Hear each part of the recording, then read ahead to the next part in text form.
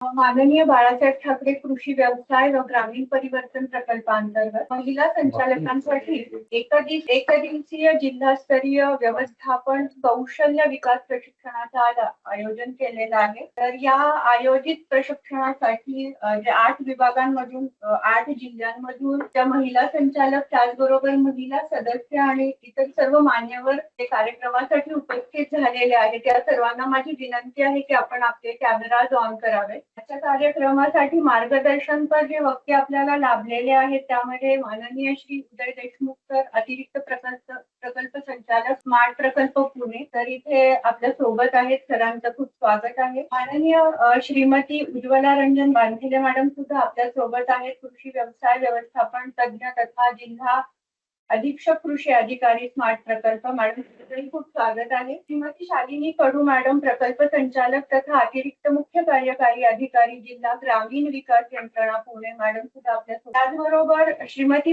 प्रांजल Shinde Choubey madam upper आयुक्त विकास पुणे विभागीय आयुक्त कार्यालय पुणे आपल्या सोबत आहेत. मॅडम तुमचं स्वागत आहे. उद्योग जगतातील त्यांचे अनुभव कथन करण्यासाठी आपल्याला एकदा उद्योजिका लाभलेल्या आहेत. श्रीमती भारती मोरे मॅडम संचालक श्री शिवाई मसाले आपल्या सोबत जॉईन झालेले आहेत. भारती मोरे मॅडम तुमचंही खूप स्वागत आहे. त्याचबरोबर उद्योजकीय मार्गदर्शनासाठी आपल्याला श्रीमती संदीपा कानिटकर मॅडम अध्यक्ष आणि व्यवस्थापकीय संचालक कॅन बायोसिस लाभलेले आहेत. काही कारणास्तव त्यांना अचानक प्रवास करण्यासाठी जावे लागत आहे, म्हणून त्यांनी त्यांचा व्हिडिओ पर संदेश आपल्यासाठी पाठवलेला आहे. तर मॅडमच्या या सहभागासाठी त्यांचंही स्वागत करते मी. सर्वात महत्वाची भूमिका या प्रकल्पासाठी राबवणारी संस्था जी आहे ती पॅलेडियम कन्सल्टंट. तर या प्रकल्पासाठी तांत्रिक सहाय्य संस्था म्हणून संस्था कार्य करत आहे. तर या संस्थेच्या बाजार जोडणीसाठी जे सीईओ ची भूमिका पार पाडत आहे तर श्रीमती देवव्रती घटक मॅडम यांचे स्वागत करते. त्या प्रमुख सल्लागार market linkage Palladium consultancy India private limited यासाठी कार्यरत आहे. त्याचबरोबर पॅलेडियमची जी इतर टीम आहे, रोहिणी साहू सर आपल्या सोबत आहेत, राम मोहिते सर आहेत, डॉक्टर स्वप्नील पांडे मॅडम आहेत. त्या सर्वांचं इथं मी स्वागत करते आणि आपण या कार्यक्रमासाठी सुरुवात करत आहोत. आज क्रांतीज्योती सावित्रीबाई फुले यांची पुण्यतिथी आहे 10 मार्च. तर या विशेष दिनाचं औचित्य साधून आपण हा कार्यक्रम आयोजित केला आहे. तर सावित्रीबाई फुलेंच्या कार्याचा गौरव आपल्या सगळ्यांनाच माहिती आहे, तरी थोडक्यात त्यांच्या कार्याचे काही घटक मी इथं नमूद करू इच्छिते, कारण हा पूर्ण कार्यक्रम हा महिला संचालक महिला सदस्य यांच्यासाठी राबवण्यात येत आहे. सावित्रीबाई फुले यांचा जन्म 3 जानेवारी 1831 रोजी. त्यानंतर 1840 साली त्यांचा विवाह ज्योतिबा फुले यांच्या सोबत झाला. म्हणजे बघा 9 वर्षाच्या त्या होत्या तेव्हा त्यांचा विवाह झाला. आणि 1848 साली जेव्हा त्यांचा विवाह झाला तेव्हा त्या अशिक्षित होत्या. त्यानंतर ज्योतिबा फुले यांनी त्यांच्या विवाहानंतर त्यांना शिक्षित केलं आणि त्यांना प्रेरित करून त्यांना स्वावलंबी बनवण्याचा त्यांनी ध्यास घेतला. आणि 1848 साली आपल्या देशातील पहिली शाळा त्यांनी महाराष्ट्रातील पुणे भागामध्ये बुधवारपेठ इथे जो भाग आहे तिथे भिडेवाड्यामध्ये पहिली शाळा सुरू करण्यात आली. आणि सावित्रीबाई फुले ह्या देशातील पहिल्या शिक्षिका, पहिल्या मुख्याध्यापिका म्हणून त्यांच्या कार्याचा ही खूप मोठी जमेची बाजू आहे ती त्यांनी 1848 साली म्हणजे वयाच्या अवघ्या 17व्या वर्षी त्यांनी हे खूप मोठं कार्य पार पाडलेलं आहे. याची विशेष नोंद मला इथं आपण सर्वांनी घेतली पाहिजे आणि त्याच्याने आपण नक्कीच स्फूर्ती घेतली पाहिजे असं मला इथं सांगावंसं वाटतं. सावित्रीबाई फुले हा फक्त शिक्षिका नव्हत्या तर त्या एक समाज सुधारिका होत्या आणि त्याचबरोबर त्या कवयित्री सुद्धा होत्या. त्यांना ज्या गोष्टी त्यांच्या समाजातील जे प्रश्न होते, दलितांचे असतील, ज्या विधवा महिला असतील, त्या काळामध्ये सती कायदा होता, तर या सर्व गोष्टींच्या पार्श्वभूमीवर त्यांनी त्या काळामध्ये ते बालहत्या प्रतिबंधक गृह याची स्थापना करण्यात आली. आणि त्या काळामध्ये ज्या विधवांची मुलं किंवा बलात्कारित महिलांची मुलं कुठे जातील तर त्यासाठी तो प्रश्न सोडविण्यासाठी ही जी बालहत्या गृह आहेत त्याची उभारणी करण्यात आली आणि त्या बालहत्यागृहांची पूर्ण जबाबदारी सुद्धा सावित्रीबाई फुले यांनी उचलली होती. आणि त्याच बालहत्यागृहेतील एक मूल या दाम्पत्याने दत्तक घेतलं, कारण यांना स्वतःचं बायोलॉजिकल चाइल्ड नव्हतं आणि ते यशवंत नावाचं मूल त्यांनी दत्तक घेतलेलं आहे. तर इतकं मोठं कार्य या दाम्पत्याचं आहे आणि सावित्रीबाई फुलेंनी स्वतः प्रत्येक गोष्टीची धुरा आपल्या खांद्यावर घेतलेली आहे. 1873 साली जेव्हा ज्योतिराव फुले यांनी सत्यशोधक समाजाची स्थापना केली आणि त्याच्यानंतर काही काळात त्यांचं निधन झालं, तेव्हा सत्यशोधक समाजाचे जे काही विचार होते, ही जी काही प्रणाली होती, त्याच्यावरती जी त्या सतत कार्य करत राहिल्या आणि ते कार्य त्यांच्या या काही साहित्यातून त्या प्रचारित करत राहिल्या. तर त्यांचं असं काही साहित्य सुद्धा आहे, काव्यफुले आहेत. त्याचबरोबर 52 कशी, सुबोध रत्नकार हे त्यांचे काही काव्यसंग्रहही त्यांनी प्रसिद्ध केले आहेत. त्यांचं साहित्य या काव्यसंग्रहातून प्रकाशित करण्यात आलेलं आहे. 1896 साली जेव्हा दुष्काळ आला आणि त्या दुष्काळामध्ये सावित्रीबाई फुले यांचा खूप महत्वाचं योगदान होतं. त्यांनी खूप मोठं समाज सुधारण्याचं किंवा मदतीचं कार्य तिथं पुढाकार घेऊन केलेलं आहे. आणि 97 साली जेव्हा प्लेग साथ आली पुण्यामध्ये, तर प्लेगनी पीडित जे काही रुग्ण होते, जे पुण्यातील जे काही रहिवासी होते, त्यांच्यासाठी सतत त्या मदतीचं कार्य घेऊन पुढे आल्या आणि त्याच पूर्ण कार्यामध्ये समाजासाठी मदतीच्या कार्यामध्ये 10 मार्च 1997 रोजी त्यांचा मृत्यू झाला आणि शेवटच्या श्वासापर्यंत त्या समाजासाठी काम करत होत्या. त्या खऱ्या अर्थाने त्या क्रांतीज्योती होत्या, कारण त्यांनी स्त्रियांसाठीच नव्हे तर दलितांसाठी, समाजातील क्षुद्र आणि वंचित घटकांसाठी खूप मोठं कार्य केलेलं आहे. तर त्यांच्या कामाचं जे योगदान आहे, तर आजच्या दिवशी मी आपणा सर्वांना विनंती करेन की आपण 30 सेकंदासाठी स्तब्धता बाळगून त्यांना एक आपण आदरांजली वाहू. 30 सेकंद. धन्यवाद. तर आज उपस्थित सर्वच सावित्रीच्या लेखी आपण इथे उपस्थित आहोत या कार्यक्रमासाठी आणि आजच्या कार्यशाळेचं जे अपेक्षित फलित आहे की प्रथमतः म्हणजे स्त्री पुरुष बरोबरीचं बीज सावित्रीबाईंनी केलं. आज आपल्याला दिसत आहे समाजामध्ये, त्याचं काही अंशी फलित आपल्याला समाजामध्ये दिसत आहे. त्याचबरोबर स्त्रियांमध्ये संवाद कौशल्य, समन्वय कौशल्य, निर्णय क्षमता, नेतृत्व विकास आणि आगामी काळासाठी काय कामं केली गेली पाहिजेत त्याच्यासाठी लागणारी धोरणं ठरवण्यात, त्या सर्वच व्यवस्थापन कौशल्य विकासांचं आजच्या या कार्यक्रमात प्रशिक्षणाद्वारे फलित स्वरूपात साध्य व्हावं अशी साधारण भूमिका आहे. आणि हे फलित आता आपण आपल्या मनात निश्चित करून आजच्या या प्रशिक्षणातील मार्गदर्शनांना सुरुवात करणार आहोत. तर मी जे उद्घाटनपर मार्गदर्शनासाठी आपल्याला माननीय श्री उदय देशमुख सर, अतिरिक्त प्रकल्प संचालक, स्मार्ट प्रकल्प पुणे लाभलेले आहेत. फार वेळ न घेता मी सरांना विनंती करेन की आपल्या महिला संचालक त्याचबरोबर ज्या महिला सदस्य आहेत त्यांना सर आपण मार्गदर्शन.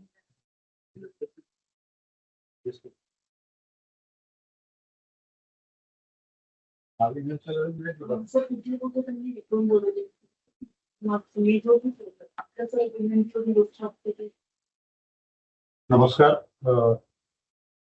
जागतिक महिला दिनाच्या थोड्याशा बिलेटेड, म्हणजे आपण 8 मार्चला कार्यक्रम नाही घेऊ शकलो, पण आज 10 मार्चला घेतोय. त्याबद्दल सर्वांना शुभेच्छा. तसंच सावित्रीबाई फुले यांच्या स्मृतिदिनानिमित्त सुद्धा अभिवादन.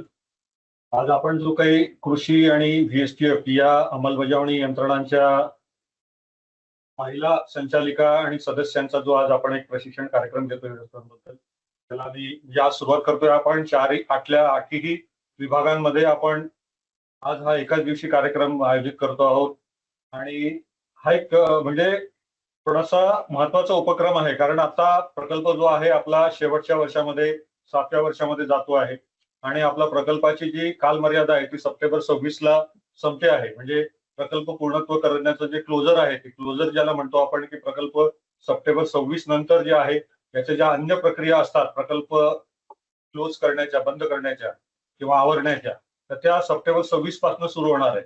आता जर आपण बघितलं की बरेचसे प्रकल्प जे आहेत की आता 22 मध्ये मंजूर झाले, 23 मध्ये मंजूर झाले, 24 मध्ये मंजूर झाले. आता मी जस्ट बघत होतो तर पहिला हप्ता आपला 22 मध्ये 23 मध्ये दिलेला आहे. अजून पण आपला पहिला हप्ता खर्च होऊन दुसऱ्या हप्त्याची मागणी केलेली नाही. ही संख्या खूप मोठी आहे. मग अशा परिस्थितीने आता मला माहित नाही की आपल्याकडे फक्त महिलांचे एफपीओ ज्या आहेत, उत्पादक कंपन्या ज्या आहेत त्या फार कमी आहेत, फक्त महिलांच्या कृषीमध्ये आणि वेस्टेज मध्ये. महावीर आणि उमेद मध्ये आपण स्वतंत्र महिलांच्या केलेल्या आहेत. त्यांचे प्रकल्प पण त्यांनी आपल्याकडचं सगळं काही आर्थिक क्षमता बघून त्यांनी प्रकल्पाची रचना केलेली आहे की साधारणतः 40 लाख 45 लाखाची त्यांची क्षमता प्रकल्प आहे, प्रकल्प मूल्य आहे. अनुदान साधारणतः 12-13 लाख आहे आणि 12-13 लाख त्यांचं स्वहिस्सा एवढा होतो आणि त्यांनी तो सहज मॅनेज केलाय. आणि ह्या पद्धतीने जर बघितलं तर ते प्रकल्प उशिरा जरी सुरू झाले असतील, म्हणजे जवळपास 200च्या आसपास प्रकल्पांना उमेदच्या मार्च या गेल्या 4 महिन्यामध्ये अनुदान वितरित झालेलं आहे. परंतु त्यांची जे काही आता प्रगती आहे ती खूप चांगली प्रगती आहे की साधारणतः ते सप्टेंबर 26 पर्यंत ते प्रकल्प पूर्णत्वाला नेऊ शकतात अशी त्यांची परिस्थिती आहे. पण तीच परिस्थिती आपण कृषी आणि वेस्टीजच्या प्रकल्पांची बघितली तर ती तेवढी समाधानकारक नाही की आपण अजूनही पहिल्या टप्प्यावरच आहोत किंवा काही प्रकल्प पूर्ण केले असतील, कार्यान्वित केले असतील तरी पुढचे अनुदान घ्यायला आपल्याकडे सोयीचा नाही. आता याच्यामध्ये महिलांचा सहभाग किती आहे तुमच्या निर्णय प्रक्रियेमध्ये हा थोडासा वादाचा मुद्दा आहे. तिकडे आमच्या जे काही सोशल एक्सपर्ट्स आहेत ते याच्यावर भाष्य करू शकतील की किती त्यांचा निर्णय प्रक्रियेत सहभाग आहे. परंतु यामुळे जी काही अडचण निर्माण होऊन राहिलेली आहे की आपण आपण बघितलं की MSLRM चे प्रकल्प पुढे जाण्यात आणि त्या महिलांचा उत्साह आणि त्या पूर्ण निर्णय प्रक्रियेत त्यांची क्षमता आणि आपण बाकी पण कृषी विभागामध्ये जे जे उपक्रम राबवतो, कृषी विभागांतर्गत ज्या ज्या ठिकाणी महिलांचा सहभाग आहे निर्णय प्रक्रियेमध्ये ते प्रकल्प खूप चांगले चालू आहेत. आपला जो स्मार्ट प्रकल्प आहे हा स्मार्ट प्रकल्प अशा पद्धतीने पूर्ण याची रचना केलेली आहे, याचं डिझाईन अशा पद्धतीने केलेलं आहे की हा प्रकल्प त्याला आपण म्हणू की सुरुवातपासून शेवटपर्यंत तुमचा हँड होल्डिंग किंवा ज्याला आपण तुम्हाला सक्षम करण्याचा हा प्रयत्नाच्या दृष्टीने आपण उपक्रम या स्मार्ट प्रकल्पामध्ये अंतर्भूत केलेले आहे. म्हणजे याच्यामध्ये अगदी तुम्हाला सुरुवातीचे प्रशिक्षण, त्याच्यानंतर प्रशिक्षण देताना सुद्धा एक सिंगल प्रशिक्षण नाही की बाबा प्रकल्प काय आहे त्याचं एक पहिल्यांदा प्रशिक्षण, त्याच्यानंतर आपल्याला जे काही उद्योग उभा करायचा आहे त्या उद्योगाच्या संलग्न जे जे काही आहे ते सगळं, मग इव्हन अगदी व्यवस्थापनात आपण वर्ड जे आहे म्हणजे bankers institute for rural development जी बँकेची प्रशिक्षण संस्था आहे की ज्याच्यामध्ये आपल्याला एफपीओचं काम कशा पद्धतीने करायचं, याच्यामध्ये व्यवसाय कशा पद्धतीने उभा करायचा, व्यवसाय सक्षम कशा पद्धतीने करायचा, आपला महसूल कशा पद्धतीने वाढवायचा याचं सर्वांगीण प्रशिक्षण आपण तिथे दिलंय. त्याचबरोबर सह्याद्री फाउंडेशन बरोबर पण, सह्याद्री अॅग्री फाउंडेशन बरोबर पण आपण मोठ्या प्रमाणामध्ये प्रशिक्षणाचं आयोजन केलं. आता जवळजवळ 800 लोक गेल्या वर्षभरामध्ये तिथे प्रशिक्षित झाले. याचा उद्देश हाच आहे की आपली जी काही चळवळ आहे शेतकरी उत्पादनाची ती सक्षम व्हावी. या चळवळीसोबत आपण जो काही उद्योग उभा करतो तो उद्योग कायमस्वरूपी, म्हणजे असं नाही व्हायला पाहिजे की बाबा आपण कर्ज घेतलंय तर आणि स्वतःचा स्वैसा टाकलाय आणि उद्योग उभा केला आणि मग कुठल्या तरी एखाद्या व्यापाऱ्याच्या ताब्यात दिला कारण आपण तो चालवायसाठी आपल्याकडे भाग भांडवल नाहीये. तर त्या भाग भांडवलाची सुद्धा व्यवस्था आपण या प्रकल्पाच्या माध्यमातून आपण करून देतोय की वर्किंग कॅपिटल ज्याला म्हणतो ते वर्किंग कॅपिटल कसं मिळेल याच्या सुद्धा आपण प्रयत्न करतो. आणि असं नाही की म्हणजे आता पॅलेडियम सारखी संस्था आपल्याला मदत करायसाठी किंवा आपल्याला या प्रकल्प उभारणीमध्ये आणि पुढे जायसाठी म्हणजे ज्याच्यामध्ये आपल्याला बाजार मिळवून देण्यासाठी आपल्या उत्पादनाला त्यांची मदत आपण घेतोय. आपण ज्याला आपण बाजाराच्या संदर्भामध्ये जे काही खरेदीदार आहे त्यांच्याबरोबर ते संमेलन करतो आहोत आणि त्याच्यामध्ये काय आपल्याला करार करता येतात ते त्या पद्धतीने बघतोय. पण त्याचबरोबर आपल्याला जे काही भांडवल लागतंय की माल खरेदी करायसाठी जे भांडवल लागेल तर ते भांडवल कसं उभं राहील. पण आता भांडवल घ्यायचं म्हणजे आपण मूळ प्रकल्प उभा करायला कर्ज घेतला, त्याचे आपला प्रकल्प सुरू नव्हता, हप्ते सुरू झाले आणि आता आपण परत भाग भांडवल म्हणजे उद्योग चालवायला परत आपण कर्ज घेणार. म्हणजे आपलं पहिलं कर्ज अंगावर असताना दुसरं कर्ज आपण जर अंगावर घेणार असू तर आपल्याला हा उद्योग जो आपण करतोय तो सक्षम कसा असेल, आपला ज्याला ज्याला आपण म्हणतो की हा चिरंतन कशा पद्धतीने होईल, हा सक्षम कसा होईल आणि हा आपला आणखी पुढच्या 15-20 वर्षामध्ये चालू राहून आपण याच्यातून आणखी दुसरे काही महसुलाचे मार्ग कसे शोधू, नवीन आपले उद्योग याच्यामध्ये कसे ऍड करू, अशा स्वरूपाचा एक जो बिझनेस प्लॅन असतो तो बिझनेस प्लॅन तयार करण्याचा आपण आता आग्रह धरतोय. जो बिझनेस प्लॅन तयार असल्याशिवाय आपण नुसतं भाग भांडवलासाठी कर्ज घेणं म्हणजे आपण आणखी नवीन कर्जाची खाई तयार करण्यासारखा याच्यामध्ये भाग होतो. आणि मला वाटतं की ज्या पद्धतीने आपण महिलांचे गट चालवतो तर त्या आणि आपलं जे काही भाग भांडवल आहे त्याचं एकदम व्यवस्थित व्यवस्थापन करतो, तर तसं आपल्या एफपीओच्या कामामध्ये म्हणजे आपल्या कृषीच्या आणि व्हीएसटीएफच्या कामामध्ये जे काही महिला संचालक आहेत किंवा महिला सदस्य आहेत त्यांनी फार आग्रही राहायला पाहिजे. आपल्या सगळ्या पुरुष संचालकांना प्रश्न विचारले पाहिजेत की आपण हे करतोय तर कशासाठी करतोय, याच्यातनं आपण काही नवीन कर्जाचा बोजा तर मिळणार नाही किंवा आपण जो उद्योग करतो त्यातनं आपला फायदा होतोय का. म्हणजे आपण जे म्हणतोय का आपण मान्य केले की आम्ही आमचा 20% 15% भाग जे काही फायदा होईल तो सदस्यांपर्यंत पोहोचवू. पण जर सदस्य आपल्याला फायदाच होणार नसेल तर नवीन कर्ज आपण म्हणजे काय म्हणतात नुसतं व्याजावर व्याज चढवणार असू तर त्याच्यासाठी या निर्णय प्रक्रियेमध्ये महिलांचा सहभाग हा अत्यंत महत्वाचा आहे. आणि माझी विनंती राहील आज या निमित्ताने की आज आता खरं म्हणजे हा पहिलाच उपक्रम गेला आपल्या 6 वर्षातला. तर माझी विनंती राहील की या सगळ्या निर्णय प्रक्रियेमध्ये तुम्ही अतिशय आग्रही राहा, अग्रेसिव्ह राहा आणि ह्या पद्धतीने आपण जे स्मार्टच्या माध्यमातून प्रकल्प उभे करून राहिलो ते एकदम सक्षम होऊन ग्रामीण भागामध्ये उद्योजकता कशा पद्धतीने वाढेल किंवा आपला जो शेती व्यवसाय आहे त्या शेती व्यवसायामध्ये पैसा कसा खेळेल तर तशा पद्धतीचं याची पुनर्रचना व्हावी एवढाच माझा म्हणजे तुम्ही आग्रही राहावा याच्या बाबतीमध्ये अशी माझी तुम्हाला विनंती राहणार आहे. मी आता काही फार काही काय म्हणतात त्याला मला जनरल बोलता येत नाही, पण मी कामाच्या बाबतीमध्ये हे सांगितलं की हे फार महत्वाचं आहे तुमचं की आपल्याला पूर्ण निर्णय प्रक्रियेमध्ये अत्यंत आग्रही राहावं लागेल. आणि याच्यासाठी आपण पॅलेडियमचं आज जे प्रशिक्षण ठेवलं तर ते व्यवस्थापन कौशल्याचं ठेवलं. हे काही एक दिवसाचं प्रशिक्षण नाही, आपण वेगवेगळे प्रशिक्षण घेतो. आपण आता एडीटी बारामती बरोबर आपले प्रशिक्षण आहे त्याच्यामध्ये पण तुम्ही आग्रह राहा. काय होतंय प्रशिक्षणामध्ये सुद्धा 30 माणसं जातात. एकच माणूस आपला जो तुमचा कारभारी आहे समजा 1 किंवा 2 प्रकल्पाचा तर तोच फक्त सगळ्या सह्याद्रीला तोच जाणार, लखनौच्या बर्ड ट्रेनिंगला तोच जाणार, बारामतीच्या ट्रेनिंगला तोच जाणार, तुमच्या गोदामाच्या मार्केटिंग फेडरेशनच्या हे आपल्या मार्केटिंग बोर्डाच्या प्रशिक्षणाला तोच जाणार, आपल्या वखार महामंडळाच्या प्रशिक्षणाला तोच जाणार. बाकीच्या लोकांनी कधी सक्षम व्हायचं. तर तुम्ही याच्यामध्ये सुद्धा प्रशिक्षणाचं नियोजन करावं की प्रशिक्षणाचं नामनिर्देशन करताना कोणी जायचं आणि आळीपाळीनी सगळ्या ठिकाणी तुम्ही जायला पाहिजे. म्हणजे महिलांचा सहभाग जो म्हणतो आपण की नुसतंच तिथे जेव्हा व्हिजिट होते तेव्हा उभी आपलं पाठीमागे उभं राहायचं आणि फोटो काढण्यापुरतं फक्त लाईन मध्ये उभं राहायचं तेवढ्यापुरतं राहणं अपेक्षित नाही. आता तुम्हाला या प्रकल्पाचे जे काही उद्योजक आहे याच्यात आग्रही राहिलंच पाहिजे. प्रशिक्षणामध्ये सुद्धा तुम्ही हिरिरीने भाग घ्या. म्हणजे माझं जर अपेक्षा अशी आहे की मॅडम व्हीएसटीएफ आणि आपल्या पुढची ट्रेनिंग ना फक्त महिलांच्या बॅचेस घ्या आणि 2-2 आपण संचालिका किंवा एक सदस्य एक संचालिका अशा पद्धतीचं आपलं कॉन्ट्रॅक्ट मध्ये असेल त्या पद्धतीचं थोडंसं नियोजन करा की जेणेकरून ना आपल्याला जे काही बाहेरचं एक्सपोजर आहे ते सगळ्यांनाच दिलं पाहिजे. तर तुम्ही बारामतीला गेला, सह्याद्रीला गेला किंवा आणखी वेअरहाऊसच्या संदर्भात की काय करायला पाहिजे काय करायला नाही पाहिजे एवढं जरी आपल्याला गेलं तरी आपला त्याचा फायदा होणार आहे. तर माझी ते पण एक महत्वाचं इंटरव्हेन्शन आहे. एक निर्णय प्रक्रियेमध्ये अग्रेसिव्ह राहणे आणि दुसरे प्रशिक्षणामध्ये सहभाग घेणे. तर ह्या गोष्टी तुम्ही हिरिरीने याच्यामध्ये भाग घ्यावा एवढीच माझी या निमित्ताने विनंती आहे आणि आजच्या प्रशिक्षणाला मी शुभेच्छा देतो. धन्यवाद सर. सरांनी अगदी थोडक्यात पण जे उत्तम मार्गदर्शन केलेलं आहे त्यातले 2 मुद्दे सरांनी स्वतः पुन्हा स्पष्ट केलेले आहेत की खरंच आग्रही भूमिका महिलांनी घेतली आणि निर्णय प्रक्रियेमध्ये जो सक्रिय सहभाग आहे तो खरंच आला तर पूर्ण जी शेतकरी उत्पादनाची चळवळ जी आहे ती खऱ्या अर्थाने चळवळ म्हणून मोठं स्वरूप घेईल असं मला वाटतं. आणि मला खात्री आहे की आपल्या पूर्ण ज्या महिला संचालिका त्याचबरोबर महिला सदस्य आहेत ते ही भूमिका पार पाडतील आणि आजचं प्रशिक्षण त्यांना त्या दृष्टीने उपयोगी पडेल. आणि सरांनी जो महत्वाचा मुद्दा इथे सांगितला की प्रशिक्षणामध्ये सुद्धा आळीपाळीनी सर्व सदस्यांना त्याच्यामध्ये भाग घेण्याची संधी मिळावी. तर या बाबतीत माझी सर्वांना विनंती आहे की आपण याची नोंद घ्यावी आणि इथून पुढच्या प्रशिक्षणामध्ये ते दर्शनात यावं. तर आजच्या या उद्घाटनपर मार्गदर्शनासाठी आपल्याला सर इथे उपस्थित राहिले आणि सरांचं खूप मोलाचं मार्गदर्शन मिळालं त्याबाबत सर मी आपले धन्यवाद व्यक्त करते. आणि आपल्या पुढच्या वक्त्या आहेत आजच्या कार्यक्रमामध्ये ज्यांचं आपल्याला मार्गदर्शन लागणार आहे त्या म्हणजे उज्ज्वला बारकुले मॅडम.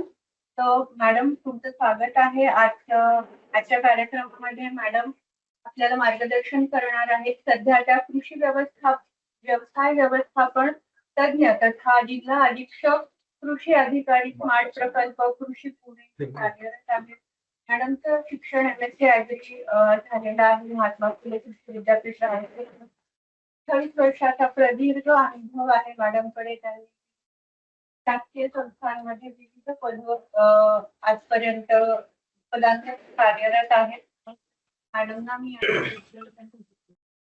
सर्वांना नमस्कार. 8 मार्च हा आंतरराष्ट्रीय महिला दिन म्हणून आपण दरवर्षी साजरा करतो.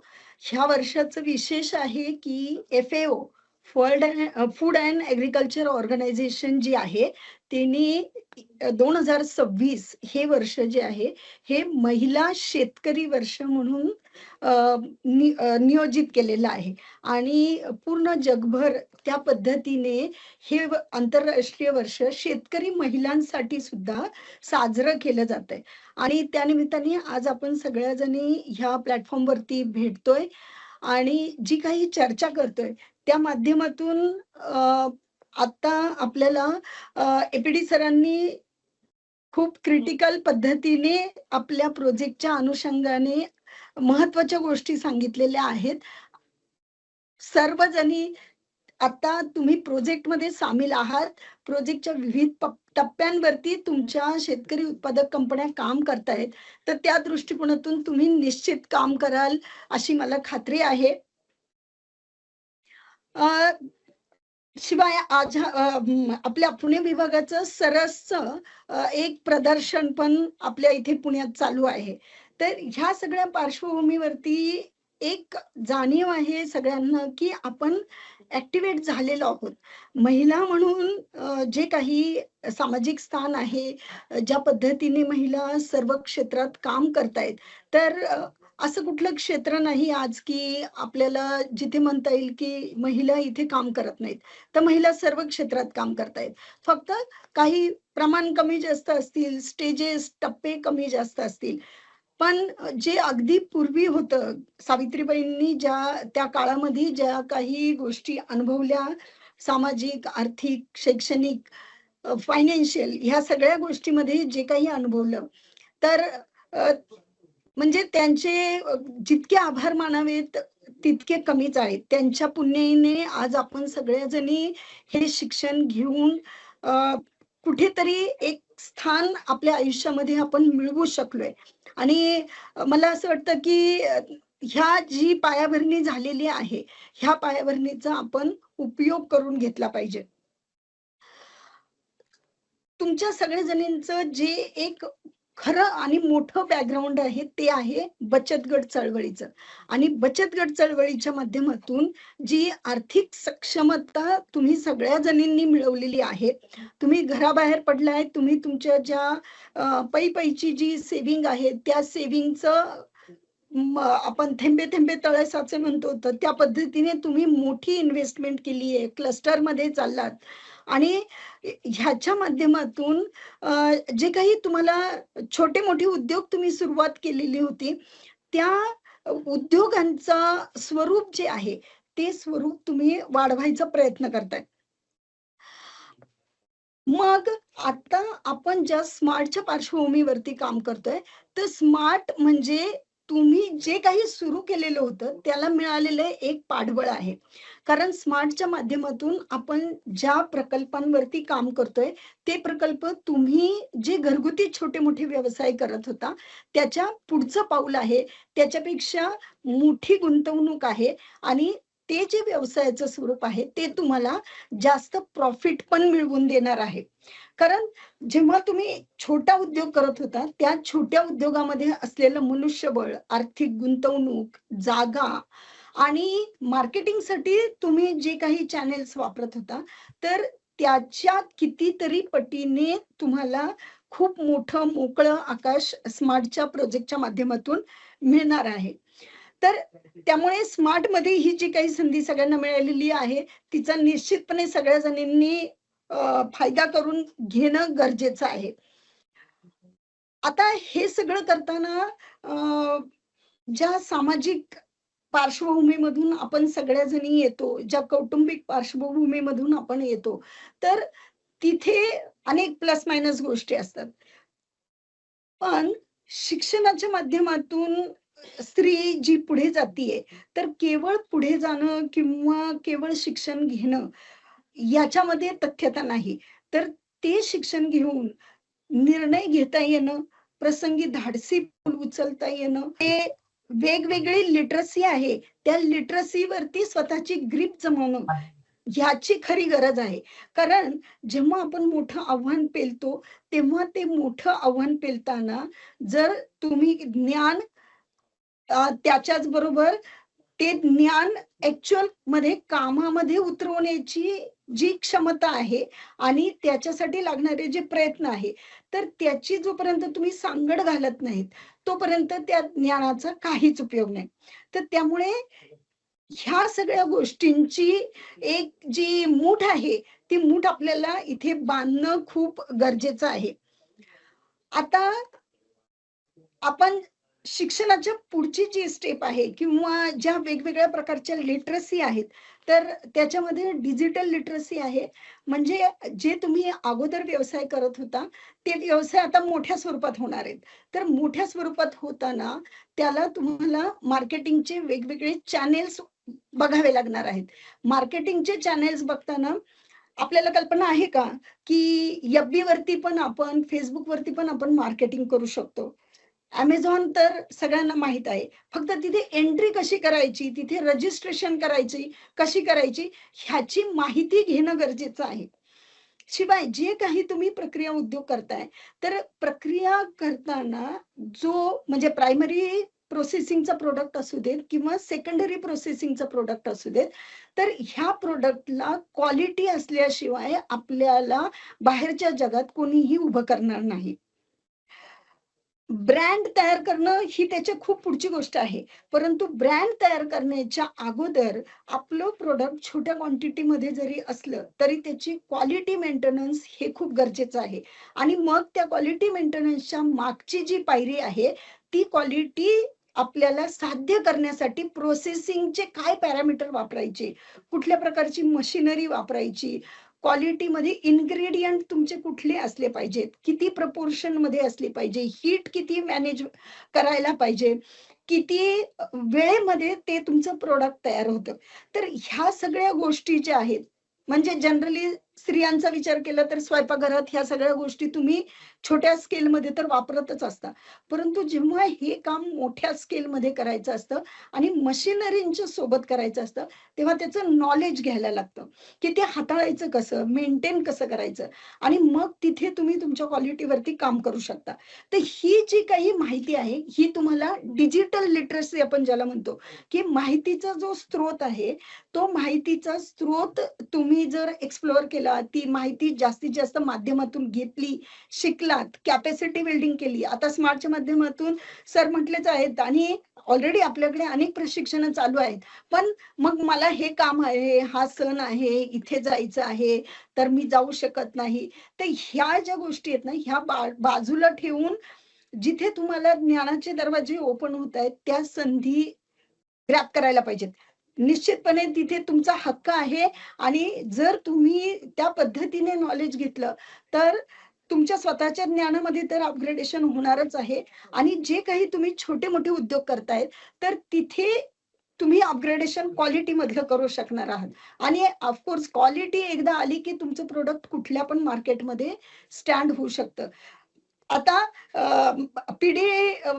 DRDA पुणेच्या माध्यमातून सगळ्यांना कल्पना आहे, की पुणे एअरपोर्टवरती आपण आउटलेट ओपन केलेलं आहे. तर मॅडम तुम्हाला त्याच्याबद्दल सांगतीलच. पण कोणीही म्हणजे एअरपोर्टवरती एखादं प्रोडक्ट ज्या रेटने विकलं जातं, तो जो रेट आहे, कारण तिथे येणारं कस्टमर आणि तिथे असणारा डिस्प्ले, तिथे असणारी क्वालिटी, तर ह्याच्यामध्ये जो जमीन आसमानाचा फरक पडतो, त्याच्यावरून त्याचा रेट ठरतो. म्हणजे तिथे आपला बचत गट आपलंच प्रोडक्ट जे सिटीमध्ये आपण विकतो, तर त्यापेक्षा तिथे आपल्याला जो रेट मिळतो, तो निश्चित हायर स्केलला आहे. मी स्वतः उमेदचं ऍप पण वापरते. उमेदच्या ऍप वरून मी खूप मोठ्या प्रमाणात कंटिन्यू खरेदी करत असते. वेगवेगळे मसाले असतील, वेगवेगळे प्रोडक्ट असतील, तर ते करत असते. मग हे जे ऍप आहे, ही तुमची डिजिटल लिटरसी आहे. हे तुम्ही तुमच्या मैत्रिणींपर्यंत, तुमच्या नातेवाईकांपर्यंत हे मोठ्या स्केलमध्ये पोहोचवायला पाहिजे.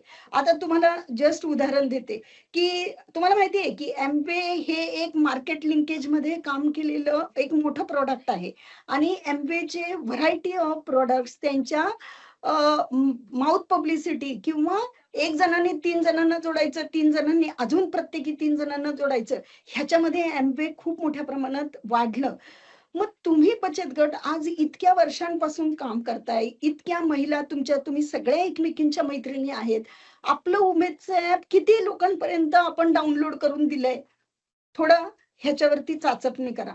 आणि हे ऍप सुद्धा तुमची खूप मोठी मार्केटिंगची एक अपॉर्च्युनिटी आहे आणि ती तुम्ही क्रिएट करू शकता. फक्त तुमच्या म्हणजे म्हटलं जातं महिला खूप बोलतात, खूप गप्पा मारतात, पण मला असं वाटतं की मग हा जो आपला गुण आहे तो आपण तिथे मार्केटिंग मध्ये वापरला पाहिजे.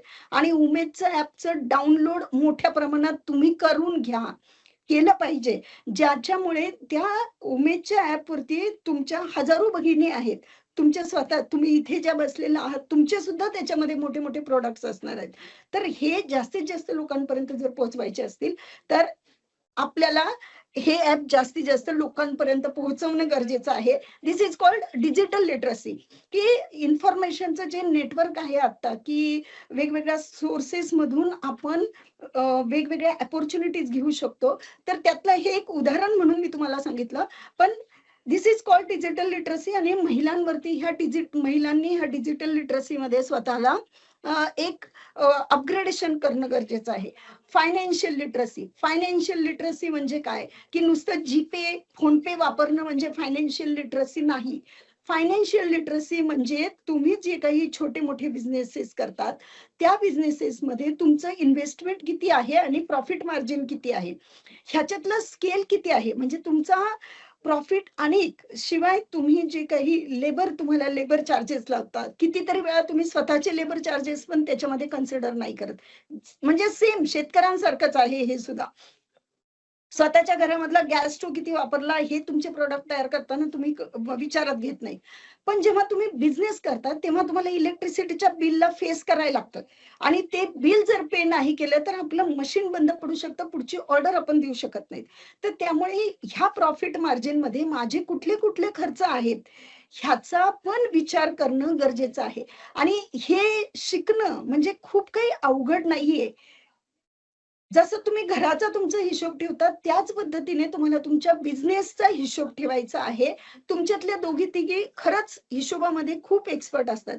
खूप महिला आहेत की ज्या 5-5 पैशांचा हिशोब ठेवतात. खूप महिला अशा आहेत की ज्या अजिबात किती त्यांच्या खिशातून पैसा खर्च होतो त्याचा विचार करत नाही. तर हे टिपा की आपल्या ग्रुपमधल्या कुठल्या महिला फायनान्सच्या बाबतीत क्रिटिकल आहेत, ज्यांच्याकडे तुम्ही तुमचे सेव्हिंगचे हिशोब ठेवता, तर यांचा ह्या गोष्टीसाठी यूज करा. तुमच्यातल्या कॉमर्स ग्रॅज्युएट खूप जणी असतील, त्यांचं ह्याच्यासाठी यूज करा. आणि ज्या गोष्टींमुळे तुमचा बिझनेस पुढे जाऊ शकतो, जिथे तुम्हाला रिकरिंग एक्सपेंडिचर, तुम्हाला रॉ मटेरियल खरेदी करताना पैसे लागणार आहेत, मग त्यावेळी आपण प्रत्येक वेळी क्रेडिट वरती नाही घेऊ शकत. तर तिथे जर आपलं सेव्हिंग असेल, जे तुमचे आता तुमच्या प्रत्येकाकडे शेअर होल्डर्स आहेत, तर ह्या शेअर होल्डरची माउथ पब्लिसिटीने तुम्ही अजून शेअर होल्डर वाढवायला पाहिजेत. शेअर होल्डिंग जेव्हा तुमचं वाढतं, एक एक शेअर तुमचा 1000 रुपयांचा, 100 रुपयांचा जरी असला तरी ती तुमची एक बॅकएंडला पुंजी तयार होते. आणि ह्याचा उपयोग तुम्ही रॉ मटेरियल खरेदीसाठी, तुमच्या इतर एक्सपेंडिचरसाठी एक एफटीसी म्हणून निश्चितपणे करू शकता. तर लिंकेज तुझं आहे, तुझं पाशी परी जागा चुकल्याशी असं होतंय आपलं. सगळं तुम्ही करता, फक्त तुम्हाला ते आता तुमच्या बिझनेसेस मध्ये अप्लाय कसं करायचं तिथे कुठेतरी मिसमॅच होतंय. तर तिथे फक्त काळजीपूर्वक लक्ष देणं खूप गरजेचं आहे. सोशल लिटरसी, स्त्री पुरुष समता वगैरे मी काही त्याच्यावरती फार बोलणार नाही. तुम्ही सगळ्या जणी खूप चांगलं काम करताय, अग्रेसिव्हपणे काम करताय.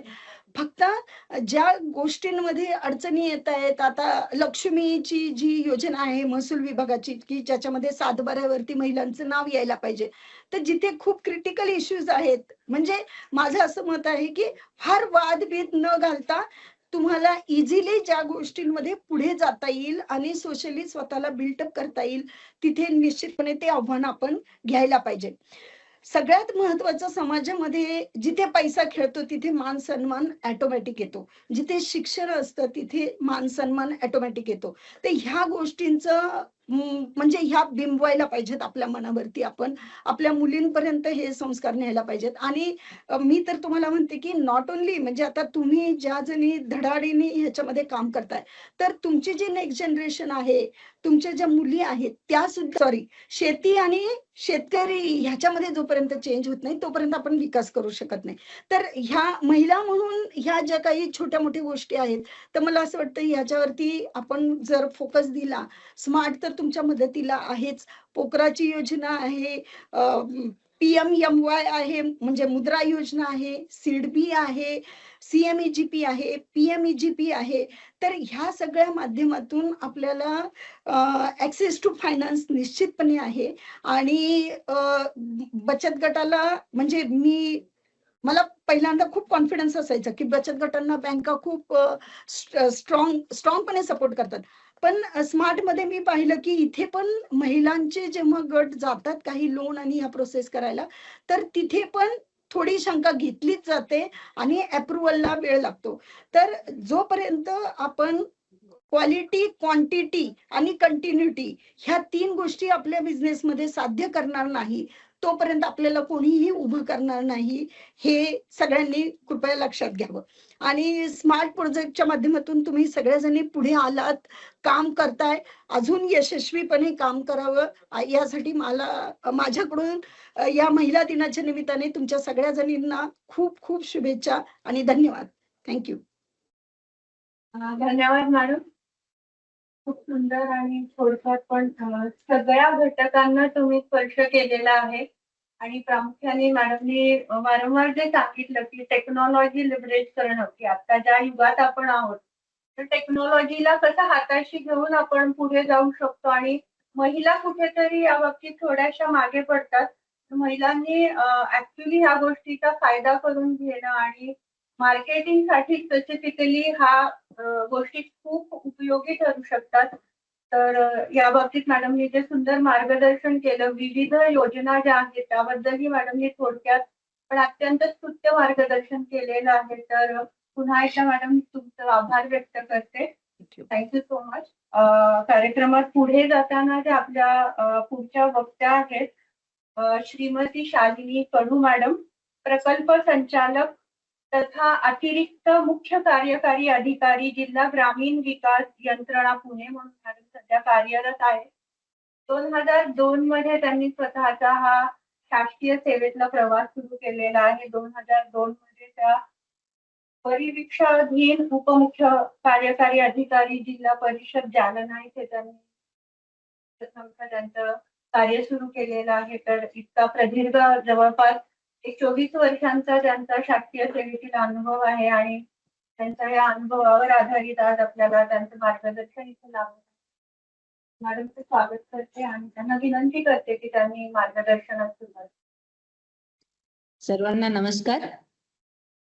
पांडे मॅडम, माझा आवाज येतोय? येतो मॅडम. सर्वांना नमस्कार. सर्वप्रथम आता 2 दिवसापूर्वी आपण जो जागतिक महिला दिन सर्व महिलांनी साजरा केला, सोबत भारत क्रिकेटची मॅच होती, ते आपण जिंकलो, अशा सगळ्या पुरुषांनी पण साजरा केला. अशा आपल्या राष्ट्रीय इंटरनॅशनल वुमन्स डेच्या मी सगळ्यांना सर्वप्रथम शुभेच्छा देते. आज ज्या माऊलीमुळे आपण सगळेजण मानाने उभं राहतोय, आज आपण तुमच्या सगळ्यांशी आम्ही एका खुर्चीत बसून आपल्याशी बोलू शकतो. उज्ज्वला मॅडम असेल किंवा आधी काही ज्या वक्त्यांनी इंट्रोडक्शन दिलंय, पांडे मॅडम असतील, ह्या महिला किंवा पुढे पण आपल्या सर्व महिला अधिकारी बोलतात, या मोठ्या पदावर ज्या माऊलीमुळे गेलेलो आहे अशा आपल्या सावित्रीबाई, आज त्यांची पुण्यतिथी. मला या दोन गोष्टीचा अंतर्भाव करून आपल्या सर्वांना हेच सांगायचं आहे की सर्व ठिकाणी अडचणी येतात. घरात असेल, कामामध्ये असेल, ऑफिसमध्ये असेल, रस्त्याने असेल, परंतु आपल्याला ते स्ट्रगल करावा लागतो आणि म्हणून त्याचा बाऊ न करता स्ट्रगल करत जो राहतो तो यशस्वी होतो. म्हणतात ना की गोताखोर गोता लगाता है पर लेकिन हर बार उसकी मुट्ठी खाली नहीं होती ना, तो कोशिश करने वालों की हार नहीं होती. हे सुंदर जे शायरी आहे अमिताभ बच्चनच्या वडिलांनी लिहिलेली, खरंच आहे की जे कोशिश करत त्यांना यश हे येतच. आणि ते यश जेव्हा महिलांना येतं तेव्हा ते यश तिच्यापुरतं राहत नाही, तिच्या वैयक्तिक व्यक्तीपुरतं राहत नाही, तिच्या घरामध्ये, तिच्या कुटुंबामध्ये, समाजामध्ये, गावामध्ये आणि पर्यायाने जिल्हा आणि देशामध्ये हे यश वाढत असतं. मैत्रिणींनो, माझ्याकडे सुद्धा 15 फार्मर प्रोड्युसर कंपनी आहेत. आपले सारखेच एफपीओ आहेत. परंतु मला अभिमानाने सांगावंसं वाटतं, माझे जेवढ्या एफपीओना पैसे मिळालेले आहे, पहिला हप्ता मिळालेला आहे, त्या सगळ्या माझ्या एफपीओच्या 5-5 ज्या आमच्या संचालक मंडळ आहेत, त्या सगळ्या संचालक मंडळ एवढ्या ऍक्टिव्ह आहेत की म्हणजे कधी मंजूर होतं. ऍक्च्युली आमच्याकडे मंजुरीला थोडं काय म्हणतात, आपल्याकडे जागा नव्हती, आपल्या नावाने जागा नव्हती, 7/12 आपल्या महिलांच्या नावाने नव्हते. मग जागा घेण्यात, त्यातल्या त्यात पुण्यासारख्या जिल्ह्यामध्ये ते जागा मिळवण्यात, त्याचे नंतर रजिस्ट्री करण्यात त्याच्यात वेळ गेला.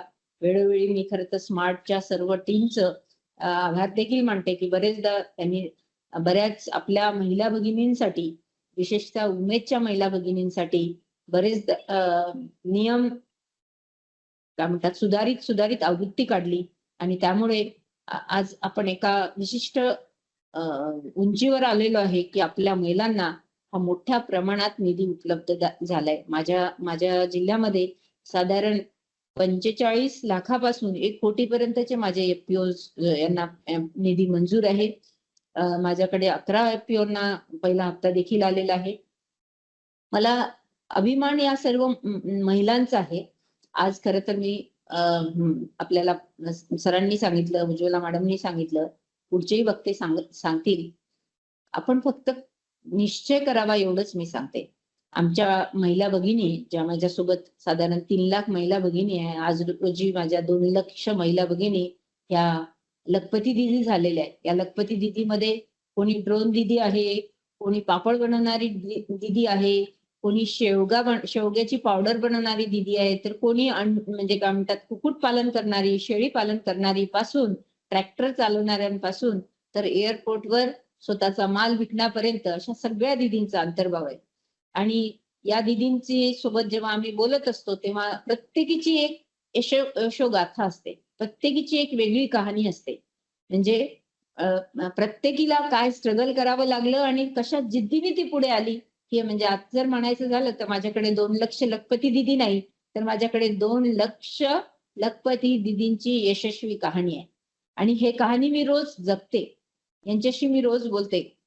काल मला आवर्जून सांगावंसं वाटेल, उज्ज्वला मॅडमला देखील आवडेल आणि आपल्याला देखील आवडेल की माझ्याकडे जसं उज्ज्वला मॅडमनी त्यांच्या भाषणात सांगितलं की आता आमची सावित्री जत्रा सुरू आहे. 7 मार्चला सुरू झाली आणि 11 मार्च पर्यंत, उद्यापर्यंत आहे. मी आपल्या सर्व टीमला विनंती करते की RIU आणि आपले राज्याच्या टीम मधल्या सगळ्या अधिकारी वर्गांनी यावं, आमच्या लखपती दिदींना भेटावं. आणि आज जे वर्कशॉपला आलेल्या आपल्या दिदी आहेत किंवा आपल्या SSG ताई आहेत त्यांना देखील आमच्या सावित्री जत्रेला व्हिजिट करायला लावायची. काल योगायोगाने का होईना पण युगांडाचं एक शिष्टमंडळ पुण्यात आलेलं होतं. गव्हर्नमेंट ऑफिसर्स होते युगांडा गव्हर्नमेंटचे आणि त्यांनी आमच्या लखपती दिदींशी बातचीत केली. आणि योगायोगाने म्हणजे ऍक्च्युली आमची बायर सेलर मीट होती. बायर सेलर मीट मध्ये एक आपले बायर म्हणजे एक्सपोर्टसाठी काम करणारे आवटे साहेब तिथे होते आणि त्यांच्या कॉन्टॅक्ट मधून ते म्हटले की आम्हाला तुमच्या महिला बचत गटांना भेटायचं आहे. तर ते युगांडाची गव्हर्नमेंट ऑफिसर, म्हणजे ते कोणी पर्यटक नव्हते, तर ते तिथले गव्हर्नमेंट ऑफिसर्स होते आणि त्यांनी आमच्या महिला बचत गटांसोबत त्यांना जे शक्य आहे, त्यांना जे खाऊ शकतं किंवा जे ते कॅरी करू शकतात अशी खरेदी देखील त्यांनी केली आणि आमच्या महिलांशी संवाद साधला. आमच्या महिलांनी त्यांच्यासोबत खूप सारे फॉरेनर्सच्या सोबत इंटरॅक्शन केलं, फोटो काढले, आनंद उत्सव साजरा केला.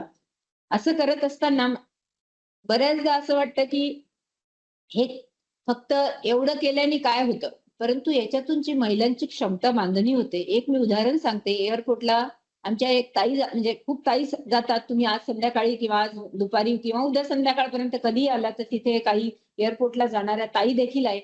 एक मावशी आमच्या एअरपोर्टला जात होत्या आणि तिथलं ते वातावरण बघा, एक विचार करण्यासारखी गोष्ट आहे की जी ताई कधीही विमानात बसलेली नव्हती, ती जेव्हा तिथे जाऊन म्हणजे आधी घरातून सामान घेऊन निघते, मुलाला किंवा मिस्टरांना म्हणते की माझ्या ह्या 2 बॅग आहे, मला मोटरसायकलवर बस स्टँड पर्यंत सोडव. मग ते बस स्टँडवर येतात, बस स्टँडवरून आमच्या पुण्याची बस पकडतात, पुण्याला येतात, पुण्यातून गावामध्ये चालणारी सिटी बस पकडतात, एअरपोर्टला उतरतात. तिथे कधी कधी जास्त सामान असलं तर तिथले ती सोलरची एक ई व्हेकल असते, त्या व्हेकलमध्ये बसतात. एवढ्या सगळ्या सीआरपीएफच्या जवानांचे पोलीस तिथे असतात सगळे. या सगळ्यांच्या सिक्युरिटी आम्ही त्यांना गेट पास वगैरे दिलेले आहेत. त्याच्यातून ते मोठ्या आत्मविश्वासाने तिथपर्यंत पोहोचतात आणि मोठ्या आत्मविश्वासाने खरं तर विक्री करतात. इंटरनॅशनल लेवलला जाणारे फ्लाईट्स आहेत, त्या कस्टमर सोबत बोलतात. पुण्यातल्या काही म्हणजे पुणे आजूबाजूच्या शहरांमध्ये भारतात जाणारे जे लोक आहेत त्यांच्याशी बोलतात. जाताना आमचं छोटं पाकिट घेऊन जातात, नंतर त्यांना ऑर्डर्स देतात. ह्या महिलांना हा प्लॅटफॉर्म जो आहे तो फार मोलाचा ठरतोय. शिवाय तिथे असणारे मोठमोठे सगळे म्हणजे इव्हन वॉशरूमला गेले तर एवढे मोठमोठे वॉशरूम मॅडम आम्ही आयुष्यात कधीच पाहिले नाही. एवढे घरासारखे मोठमोठे वॉशरूम आहेत, मस्त तयार होतात. 1-2 ताई तर अशा आहेत की त्या इतक्या प्रेझेंटेबल झाल्या आहेत की आम्ही आमच्या त्या ताईंना आम्ही म्हणतो की ह्या आमच्या एअर होस्टेस आहेत.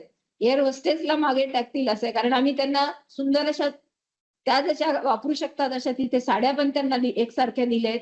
त्याच्यामुळे मोठ्या आत्मविश्वासाने जातात आणि माननीय मुख्यमंत्री महोदय, माननीय तत्कालीन उपमुख्यमंत्री महोदय आणि गव्हर्नमेंट ऑफ इंडियाचे आपले ग्रामविकास मंत्री, राज्याचे ग्रामविकास मंत्री यांच्या उपस्थितीत त्या स्टॉलचं उद्घाटन झालं होतं.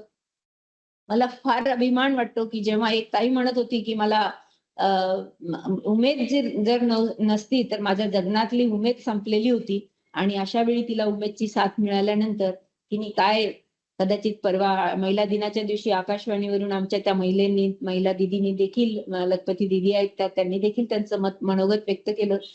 तर अशा सर्व म्हणजे समाजातील तळागाळातील महिलांपर्यंत पोहोचणारं जे आपलं उमेद अभियान आहे, आपलं अभियानाची खरं तर ज्यांनी कोणी नाव ठेवलं त्यांना देखील खूप सलाम. खरं फार सुंदर असं नाव आपल्या राज्यामध्ये ठेवलंय. प्रत्येक राज्यामध्ये हे अभियान आहे. म्हणजे महाराष्ट्र जसं आपलं राज्य ग्रामीण जीवनोन्नती म्हणतो तसं प्रत्येक राज्यामध्ये तसलं हे अभियान आहे. परंतु महाराष्ट्राने त्याला सुंदर असं नाव दिलंय, सुंदर असं साजेसं नाव दिलंय, उमेद, जीवनाची उमेद खरं तर आपल्याला याच्यातून मिळते. आणि त्याला साजेसं असं आपला लोगो देखील आहे. हातात हात, एकमेकीच्या हातात हात घेऊन म्हणतात ना की हातात हात घेऊन अवघे धरू सुपंत, तर तशी आपली ही वाटचाल आहे. मी यादीने खरं तर उज्ज्वला बाणकिले मॅडम, त्यांची सर्व टीम, आमचे आरआयव्हीचे माझे सगळे जिल्हा लेवलचे प्रतिनिधी, आरआयव्हीचे प्रतिनिधी, स्मार्ट मध्ये काम करणारे सर्व टीम, या टीमचे देखील मी आभार मानते. कारण आपण फक्त एक, मी नेहमी म्हणते आमच्या सगळ्या टीमला की आपण फक्त एक स्मार्ट प्रोजेक्ट मधलं एक युनिट उभं करत नाहीये, तर त्या स्मार्ट प्रोजेक्ट मध्ये असणाऱ्या 500 ते 1000 पर्यंत महिला सदस्य आहेत. या एवढ्या सदस्य ताईंचं घर तयार करतोय. म्हणून एखाद्या मगाशी मला वाटतं पीडी साहेब म्हटले की उमेद सारखा प्रतिसाद कदाचित पुरुष एफपीओ मध्ये नाही आहे, परंतु आमच्या एफपीओ म्हणजे सगळ्याच मला वाटतं उमेदच्या एफपीओ ह्या एवढ्या ताकदीने उभ्या राहत आहेत. ती एखादी पुरुषांची एफपीओ एखादी 1% सुद्धा चुकली तरी चालेल, 10% चुकली तरी चालेल, परंतु मला सर्व टीमला अजून आश्वासित करायचं आहे की आपण सगळेजण असं काम केलं पाहिजे की आमची 1% सुद्धा उमेदची एफपीओ चुकणार नाही.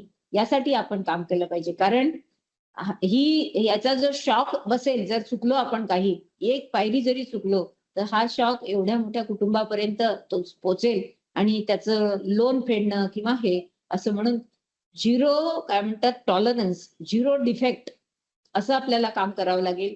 म्हणून सर्व टीमला देखील मी खूप साऱ्या शुभेच्छा देते. त्यांची तेवढी तळमळ आहे, त्या सर्व टीमला शुभेच्छा देते आणि ज्यांनी हे आयोजन केलंय सर्व आयोजकांना देखील धन्यवाद मानते. मला इथे बोलण्याची संधी दिली त्याबद्दल धन्यवाद मॅडम.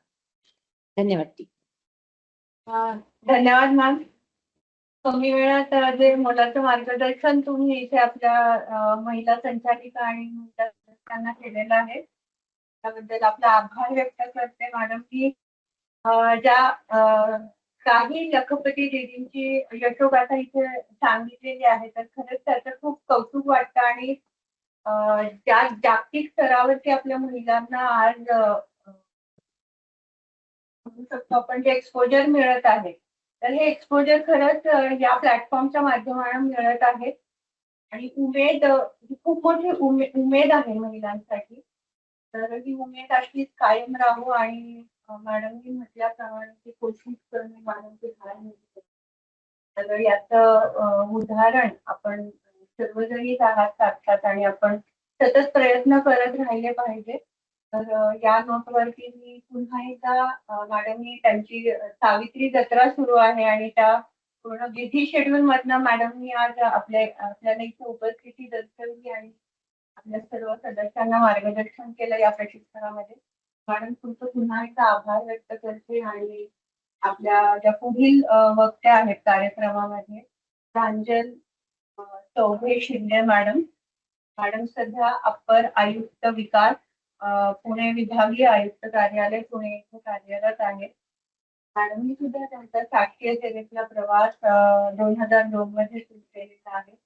जवळपास 24 वर्षांची त्यांचा हा प्रदीर्घ अनुभव आहे. त्याचबरोबर त्यांचं जे क्वालिफिकेशन आहे BSc मायक्रोबायोलॉजी आणि MA सोशॉलॉजी तर हा सुद्धा आम्ही म्हणेल एक वेगळाच आणि दुर्मिळ असा योगायोग आहे की अशा प्रकारचं क्वालिफिकेशन घेऊन त्या शासकीय सेवेमध्ये काम करतात. तर जास्त वेळ न दवडता मी मॅडमना विनंती करते. सगळ्यांना नमस्कार. व्यासपीठावर उपस्थित असणारे सगळे मान्यवर आणि 8 जिल्ह्यांमधून या आपल्या एक दिवसीय कार्यशाळेसाठी उपस्थित असणाऱ्या सगळ्या आपल्या ज्या FPCच्या संचालक आहेत त्या तसंच कृषी विभागाचे सगळे रिसोर्स पर्सन. 8 मार्च जागतिक महिला दिन आपण साजरा केला आणि त्या पार्श्वभूमीवरच आजची ही आपली कार्यशाळा संपन्न होत आहे. आजच्या दिवसाचं विशेष नमूद केलं सुरुवातीलाच प्रस्तावनेत. तर त्या क्रांतीज्योतीला आणि तिच्या सगळ्या आपण लेखी आपल्या सगळ्यांना नमन करून मी एक थोडेसे माझे काही मुद्दे आहेत ते आपल्या समोर मांडते. उज्ज्वला बानखेले मॅडमनी आणि कडू मॅडमनी आपल्याला सविस्तर असं मार्गदर्शन केलेलं आहे. तर बरेच मुद्दे चर्चेला आले आणि महत्वपूर्ण मुद्दे त्यांनी मांडलेले आहेत. स्मार्ट प्रकल्प का कशासाठी तर ह्या सगळ्या गोष्टी आपल्या सगळ्यांचं प्रशिक्षण माझ्या माहितीप्रमाणे झालेलं आहे आणि त्यामुळे स्मार्ट प्रकल्पाबद्दल आपल्या सगळ्यांना कल्पना आहे. पण याच्यामध्ये आपण टप्प्याटप्प्यानी थोडासा उमेद आणि मावीमच्या गटांचा सहभाग वाढवला किंवा जे उमेद आणि मावीमचं जाळं आपण तयार केलेलं आहे किंवा जी क्षमता बांधणी उमेदच्या माध्यमातून विशेष करून केलेली आहे तर त्याचा उपयोग कसा करून घेता येईल या दृष्टीने प्रयत्न केले गेले आणि सुरुवातीला सरांनी देखील याचा उल्लेख केला. तर उमेद मध्ये जे काही तुम्हाला शिकवलं जात आहे तुमचं प्रशिक्षण होत आहे आणि उमेद ज्या गोष्टींच्या पायावरती उभा आहे तर त्या गोष्टी नक्कीच या प्रकल्पामध्ये आपण ज्या कंपन्या उभ्या केलेल्या आहेत तर त्यांचं व्यवस्थापन करताना किंवा कंपन्या म्हणून त्या चालवत असताना आपल्याला उपयोगात येत आहे आणि भविष्यात देखील येणार आहे. महिलांच्यासाठी उमेद काम करतं आणि महिलांच्या द्वारे त्यांच्या कुटुंबाची आर्थिक प्रगती व्हावी हा याचा उद्देश आहे. महिलाच का किंवा महिलांबरोबरच याच्यात का काम करतो तर याचाही उल्लेख वक्त्यांनी केला. महिलांमध्ये जो एक उपजत असणारा बचतीचा गुण आहे किंवा पैन पै ती काळजीपूर्वकच वापरते, त्याची उधळपट्टी करत नाही किंवा आवश्यक असणाऱ्या गोष्टींवरती ज्या आपल्या प्राधान्याच्या गोष्टी आहेत त्याच्यावरच आधी खर्च करणार आणि त्याच्यातनं जर काही थोडेफार उरले पैसे तरच ती आपल्या हौसेमौजेचा विचार करणार. तर असं साधारण आपण कुटुंबामध्ये बघतो आणि त्यामुळे महिलांबरोबरच उमेदमध्ये काम केलं जातं. महिलांचे हे जे उपजत गुण आहेत तर त्याला वाव कसा देता येईल आणि त्याचा एक आपली स्ट्रेंथ म्हणून किंवा आपलं शक्ती म्हणून कसा उपयोग करता येईल याच्यावरती भर देत आहोत. तर त्यामुळे आपण याच्यात प्रयत्न केलेला आहे की आपल्या जे उमेदच्या संस्था आहेत तर त्यांचा सहभाग जास्तीत जास्त याच्यामध्ये कसा वाढला जाईल. त्याचबरोबर महिलांकडे जे काही उपलब्ध साधन सामुग्री असते तर त्याचा त्या जास्तीत जास्त उपयोग करतात. पर्याप्त वापर आपण ज्याला म्हणतो. तर त्याचा म्हणजे प्रत्येक हे कसं वापरलं जाईल याच्याकडे त्यांचा कल असतो. मग ते घरातलं सामान असो किंवा कुठलीही गोष्ट असो आणि त्यामुळेच याच्यामध्ये महिलांचा हा गुण देखील महत्वाचा ठरतो.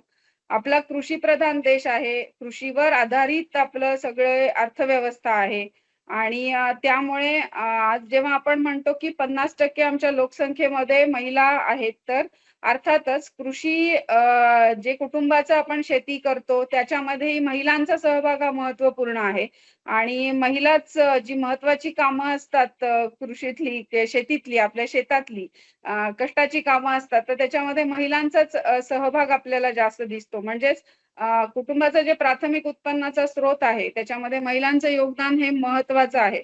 आज लखपती दीदी आपण पाहतो आहोत की शासनाचा प्राधान्याचा कार्यक्रम आहे. प्रत्येक आमची ताई ही भगिनी ही लखपती झाली पाहिजे. लखपती होत असताना त्या कुटुंबासाठी शाश्वत उत्पन्नाचे किमान 3 स्रोत असणं याच्यावरती उमेद भर देत आहे आणि त्यामुळे किमान 3 स्रोत कशासाठी तर कुठल्याही एका याच्यावरती आपण आजची परिस्थिती पाहता अवलंबून राहू शकत नाही. आज आपण परंपरागत शेती तर आपल्याला परवडणारी राहिलेलीच नाही आहे. हे तर वास्तव आहे. त्यामुळे जो आपला प्राथमिक उत्पन्नाचा स्रोत आहे शेती याच्या व्यतिरिक्त देखील मग इतर पूरक उद्योग प्रत्येक आपल्या कुटुंबासाठी ताईच्या कुटुंबासाठी कसे असतील याच्यावर उमेदमध्ये आम्ही भर देतो आहोत आणि त्यामुळे त्या दृष्टीने प्रयत्न करत आहोत. तर शेतीमध्ये सगळी कामं ही महिलाच करतात पण आपल्याला त्यातनं मिळणारं जो उत्पन्न म्हणजे आपला सगळा खर्च वजा जाता आपल्याला त्याच्यामध्ये नफा होतो का तर त्याचं उत्तर दुर्दैवाने आपण नाही असं आपल्याला दिसतं. याला कारणही बरीच आहेत आणि मुख्यत्वे एक कारण जे आहे तर आपली निसर्गावर अवलंबून असणारी शेती आहे. त्यामुळे मग आपण ठीक आहे जे काही आपल्याला आज आपण शेतीतनं उत्पन्न घेतो आहोत तर जो शेतमाल आहे आपला तर त्याचं आपण व्हॅल्यू कशी वाढवायची, मूल्यवर्धन कसं करायचं, किंमत कशी वाढवायची याच्याकडे आपण आता लक्ष देत आहोत आणि स्मार्ट मध्ये आपण ज्या कंपन्या उभ्या करत आहोत तर आता मी धाराशिव मध्ये काम केलेलं आहे, यवतमाळ मध्ये काम केलेलं आहे. तिथलं तर हे कृषी आधारितच पूर्ण त्या जिल्ह्याची सगळी व्यवस्था आहे आणि त्यामुळे शेती पूरक आणि शेती प्रक्रिया याच्यावरती आपण भर देतो आहोत आणि आता माझ्या माहितीतले जे काही प्रपोजल आम्ही दिलेले होते तर ते मुख्यत्वे डाळ प्रक्रिया असेल किंवा अशा स्वरूपाचे होते. तर मुद्दा हाच आहे की आपल्याला आपण शेतमाल जेव्हा म्हणतो तेव्हा आपण नेहमी एक उदाहरण दिलं जातं की टोमॅटोचं उदाहरण असेल तर टोमॅटोचा भाव हा म्हणजे सगळ्याच शेतमालाचे पण प्रामुख्याने त्याच्यामध्ये आपल्याला दैनंदिन जे लागतात तर त्याचे भाव सुद्धा आपल्या किमती स्थिर नसतात आणि मग कधी कधी आपल्या शेतकऱ्यांवरती वेळ येते की अक्षरशः म्हणजे रस्त्याच्या कडेला आपल्याला ते टाकून दिलेले दिसतात. तर याच्यासाठी पण त्या दुसरीकडे त्याच टोमॅटोचा वापर करून जे सॉस आपण बनवतो किंवा केचप बनवतो याचे मात्र भाव आपल्याला स्थिर दिसतात. याच्यात कधी आपल्याला दिसत नाही की त्याचं आपल्याला त्याला भाव नाही मिळाला म्हणून मग आपलं त्याचा आपण वापर करत नाही. तर त्यामुळे आपण शेती मालावरती प्रक्रिया करून त्याची किंमत कशी वाढवता येईल याच्यासाठी प्रयत्न करत आहोत. आणि आपल्याला जसं बानखेले मॅडमने सांगितलं की आपल्याला हे संधी मिळालेली आहे, आपल्याला हे शासनाचं मोठं पाठबळ मिळालेलं आहे. म्हणजे तुमच्याच शेतातला मालाला तुम्ही प्रक्रिया करण्यासाठी किंवा त्याचं मूल्यवर्धन करण्यासाठी आज आपल्या पाठीशी स्मार्ट प्रकल्पाच्या माध्यमातून शासन उभं आहे. तर याचा आपण फायदा निश्चितच आपण सगळ्या भगिनी करत आहात आणि यातनं आपल्या ज्या कंपन्या आपण स्थापन केलेल्या आहेत तर त्या आपण चांगल्या प्रकारे चालवाल. आजचं प्रशिक्षण जे व्यवस्थापकीय कौशल्य आपल्याला शिकवली जाणार आहेत तर ती चांगल्या प्रकारे तुम्ही समजून घ्या आणि ती आत्मसात देखील करा. व्यवस्थापकीय कौशल्य महिलांमध्ये असतातच, फक्त आता ती आपल्या या कंपनीच्या दृष्टीने कशी वापरायची याचा विचार करा. तुमचे जे सगळे सदस्य आहेत, भागधारक आहेत, या सगळ्यांची एक प्रकारे जबाबदारी म्हणूयात आपण की संचालक मंडळावरती आहे. त्यामुळे संचालक मंडळाची भूमिका याच्यामध्ये महत्वाची राहणार आहे आणि म्हणजे निर्णय प्रक्रियेमध्ये त्यांचा सहभाग हा जास्त असणार आहे.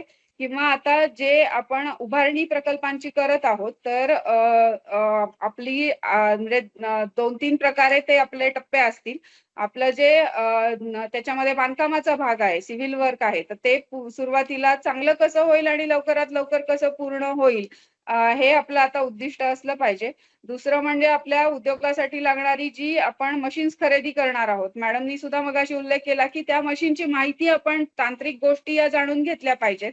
कारण उद्या तुमचं युनिट सुरू झाल्यानंतर ते मध्ये कुठलाही अडथळ्याविना चालू राहण्यासाठी छोट्या छोट्या गोष्टी आपल्याला लक्षात घेणं गरजेचं आहे. त्यामुळे आता या मशीनची खरेदी तुम्ही करत आहात किंवा त्या प्रोसेसमध्ये आहात, त्या प्रक्रियेमध्ये आहात, तर त्या मशीनच्या किमती, त्याचा दर्जा, ह्या सगळ्या पद्धती आपण जे काही तुम्हाला नियम सांगितलेले आहेत त्याच्यामध्ये कोटेशन पद्धती याचं ट्रेनिंग देखील मला वाटतं झालेलं आहे. तर ही सगळी आर्थिक व्यवस्थापनाचीच एक प्रकारे तत्व आहेत आणि त्यामुळे या सगळ्या बारीक सारीक गोष्टींमध्ये तुम्ही लक्ष द्या. कुणावर तरी आपण अवलंबून राहू नका. म्हणजे आता तुम्ही नेतृत्व करत आहात, तुम्ही बाहेर पडलेले आहात, नेतृत्वाची जबाबदारी तुम्ही घेतलेली आहे, तर या छोट्या छोट्या गोष्टींकडे देखील आपण लक्ष द्या. जसं मी एक टोमॅटोचं उदाहरण दिलं तसं अजून एक उदाहरण मला इथे द्यावंसं वाटेल की आपण शेवगा एक आता मॅडमनी जो सरसचा उल्लेख केला तर मी काल आणि त्याच्या आधी देखील त्याला व्हिजिट केली. तर आमची काही युनिक प्रॉडक्ट्स तिथे दिसतात आणि शेवगा पावडर, मोरिंगा पावडर किंवा कढीपत्ता पावडर, तर या गोष्टी तिथे दिसतात. आपण जर पाहिलं तर आपण शेवग्याच्या शेंगा जुड्या नुसत्या विकायला गेलो तर आपल्याला त्याची किंमत मिळणार नाही. पण तेच टिकाऊ स्वरूपामध्ये ज्याचं शेल्फ लाईफ जास्त आहे अशा पावडर स्वरूपामध्ये आपण जर ते केलं तर त्याची किंमत कितीतरी पटींनी वाढते आणि त्याची मागणी देखील वाढते. कारण आपल्याकडे नाशवंत माल असेल तर त्याला बऱ्याच मर्यादा येतात. त्या आपण जास्त काळ तो ठेवू शकत नाही, त्याचं आपण साठवणूक करू शकत नाही. पण त्याच्याच आपण जर रूपांतरण केलं जर दुसऱ्या टिकाऊ गोष्टीमध्ये तर त्याचा आपल्याला फायदा होतो, त्याची किंमत वाढते, तो आपण जास्त काळ साठवून ठेवू शकतो, तो हवा तेव्हा ग्राहकाला उपलब्ध करून देऊ शकतो. तर सरसमध्ये देखील आता आमच्या ताईंचे स्टॉल दिसले मोरिंगा पावडरचे आणि माझ्या माहितीप्रमाणे जर आपण आपल्या देशांतर्गत पण पाहिलं आणि आंतरराष्ट्रीय पातळीवर तर सुद्धा पाहिलं तर या गोष्टींना खूप जास्त मागणी आहे आणि आपण मग त्या मागणीच्या प्रमाणामध्ये पुरवठा करायला कमी पडतो आहोत. तर या सगळ्या गोष्टी ध्यानात घेऊन सगळ्या आपल्या संचालकांनी आपला जो तुम्ही आता व्यवसाय निवडलेला आहे तो व्यवसाय म्हणून कसा पुढे नेता येईल. कारण जर त्याच्यामध्ये नफा असेल, प्रॉफिट असेल तरच आपण त्याला बिझनेस म्हणू शकू आणि जर त्याच्यातनं आपल्याला नफा होत नसेल तर मग उपयोग नाही. आपण आता याच्यामध्ये एवढे आपले प्रयत्न लावतो आहोत, शासनाचा निधी वापरतो आहोत, त्यामुळे आपल्या प्रत्येक याच्यातनं फायदा कसा होईल आणि म्हणूनच व्यवस्थापकीय कौशल्य ही महत्वाची ठरतात. छोटी छोट्या गोष्टी असतात बऱ्याचदा, सगळ्यांना पुढे घेऊन जाणं, सगळे आपला टीम ही अबाधित ठेवणं, त्याच्यामध्ये हेवे दावे येऊ न देणं किंवा काहीही झालं तरी सगळ्यांनी एकत्रित राहणं आणि आपल्या जे आपलं युनिट आहे, आपला जो जे काही आपण प्रक्रिया उद्योग किंवा काय असेल जे करतो आहोत, तर त्याच्यामध्ये प्रत्येक जे आपण खर्च करतो आहोत किंवा प्रत्येक गोष्ट जे रिसोर्स किंवा संसाधन आपण वापरतो आहोत, तर त्याचा आपण पुरेपूर वापर करतो आहोत का, त्या प्रत्येक याचा आपण हिशोब ठेवायला लागेल. त्याचा किती वापर आपण करत आहोत आणि आपल्याला त्याच्यातनं मिळणारं आउटपुट किती आहे, तर या सगळ्या गोष्टींचा विचार आपल्याला सतत करायला लागेल. तुम्ही सगळ्या जणी इथपर्यंत आला आहात म्हणजे तुमच्यामध्ये क्षमता नक्कीच आहे आणि तुमच्या पाठीशी स्मार्ट चे राज्यकक्षा आहे. जिल्हा पातळीवरती देखील आपल्याला मार्गदर्शन उपलब्ध आहे. उमेदची एवढी मोठी ताकद आहे. उमेदमध्ये तुम्ही आतापर्यंत शिकलेलं सगळं वापरण्याची आता ही वेळ आहे. आपण खूप पुढे गेलेलो आहोत. म्हणजे आपण फक्त गट स्थापन करून बचत करणे इथपर्यंत आता मर्यादित राहिलो नाही आहोत. आपल्याला खूप मोठा पल्ला गाठायचा आहे आणि ही संधी आपल्याला स्मार्टच्या माध्यमातून उपलब्ध झाली आहे. तुम्ही जर असा प्रकल्प नसता तर विचार करा की आपल्याला इतका मोठा उद्योगाचा आपण किंवा प्रक्रिया युनिटचं आपण स्वप्न पाहू शकलो असतो का, तर ही गोष्ट आहे जी आपल्याला शासनाच्या माध्यमातून उपलब्ध होते. आपल्या सगळ्यांना मी शुभेच्छा देते. आपण नक्कीच चांगल्या पद्धतीने म्हणजे आम्हाला सगळ्यांना संधी द्याल की आपला उद्योग व्यवसाय बहरलेला पाहण्यासाठी आम्ही नक्कीच येऊ. ही संधी आपल्याकडनं आम्हाला मिळेल. आज या व्यासपीठावर मला माझं काही मनोगत व्यक्त करण्याची संधी दिली त्याबद्दल मी आयोजकांचे आभार मानते आणि थांबते. 15 ऑगस्टला आपला स्वातंत्र्य दिन आहे. महिला एक प्रकारे उमेदमध्ये येऊन, माविममध्ये येऊन किंवा या स्मार्ट प्रकल्पात सहभागी होऊन आर्थिक स्वातंत्र्य आपण म्हणतो, आर्थिक स्वातंत्र्य मिळालं तर आम्हाला सगळ्या प्रकारचं स्वातंत्र्य मिळेल असं मानलं जातं. तर त्यामुळे 15 ऑगस्ट स्वातंत्र्य दिनी आपल्या सगळ्यांची युनिट सुरू होऊन खऱ्या अर्थाने आपण आर्थिकदृष्ट्या स्वतंत्र झालेला असाल अशी मी अपेक्षा व्यक्त करते आणि थांबते. धन्यवाद. धन्यवाद मॅडम. खूप खूप आभार. खूप उत्तम मार्गदर्शन आपण केलेलं आहे. शेतीतील उत्पादन हे नाशवंत असल्यामुळं प्रक्रिया उद्योग किती महत्वाचा आहे आणि त्याचं हे उदाहरण तुम्ही मोरिंगा पावडरच्या स्वरूपात दिलेलं आहे. तर या उदाहरणावरून आपणास हे समजतं की देशांतर्गत आणि जागतिक बाजारपेठेत कशाची मागणी आहे आणि त्यानुसार आपण ऍग्रिकल्चर प्रोड्यूस वरती प्रक्रिया करून त्याचा कुठला प्रॉडक्ट बाजारात आणला पाहिजे आणि मग ही जी व्हॅल्यू चेन आहे ती आपण कशी जिवंत ठेवू शकतो आणि त्यातनं नफा कसा काढू शकतो त्याचं खूप सुंदर उदाहरण तुम्ही दिलेलं आहे.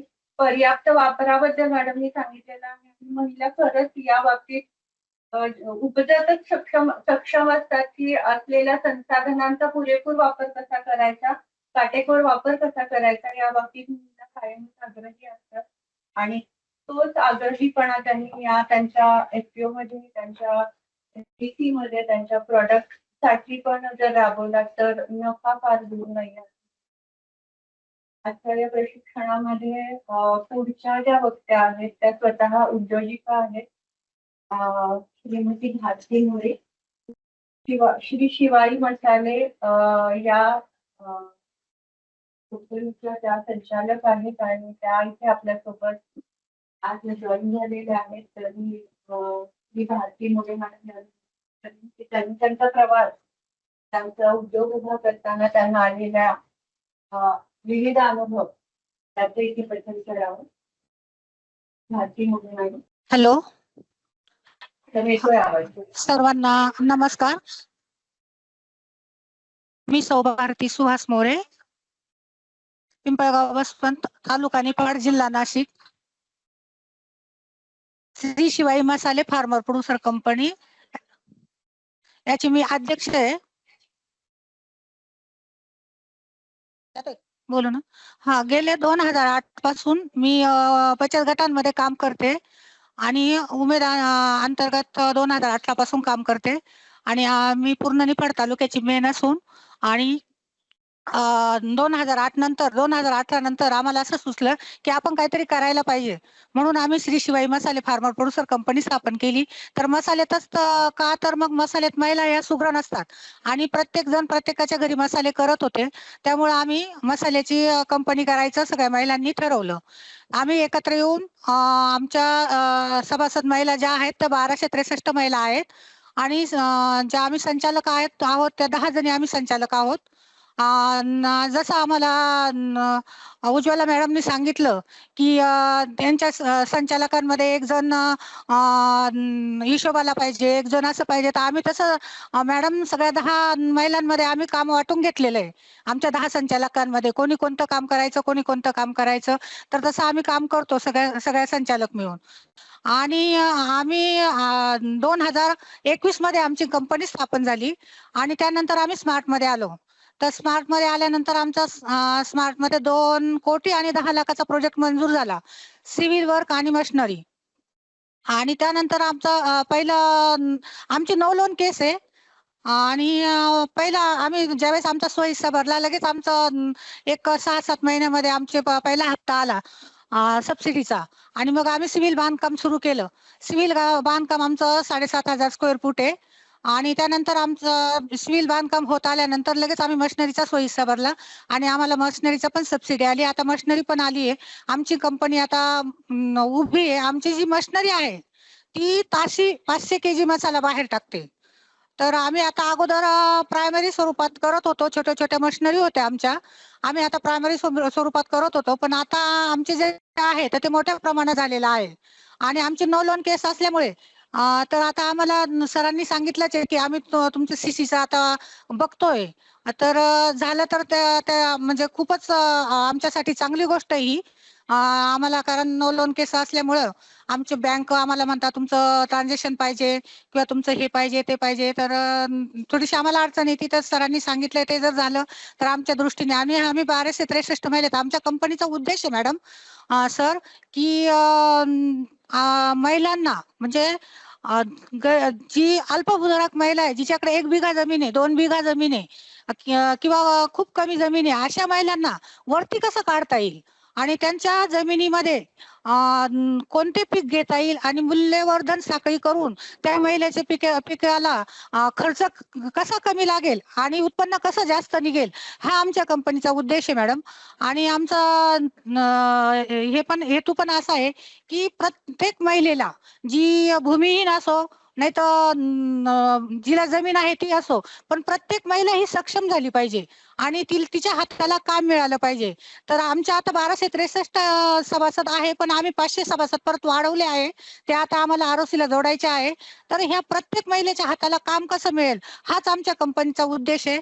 आणि आम्हाला जर स्मार्ट मार्फत आणि आम्ही म्हणजे आता आमची काल मशिनरीची ट्रायल झाली आणि आता आम्ही कामाला लागणार आहे जोमाने, जसं तुम्ही आम्हाला सांगितलंय की. आणि आमच्यात आता कॉन्फिडन्स पण आलाय. एवढ्या दिवस म्हणजे आम्हाला खूप 4-5 वर्ष खूप स्ट्रगल केला आम्ही, पण आता आम्हाला स्मार्टच्या लोकांनी खूप सांभाळून घेतलं. स्मार्ट वाल्यांनी म्हणजे आमचे आरयू वाले असतील, DIU वाले असतील, त्यांनी आम्हाला खूप साथ दिली.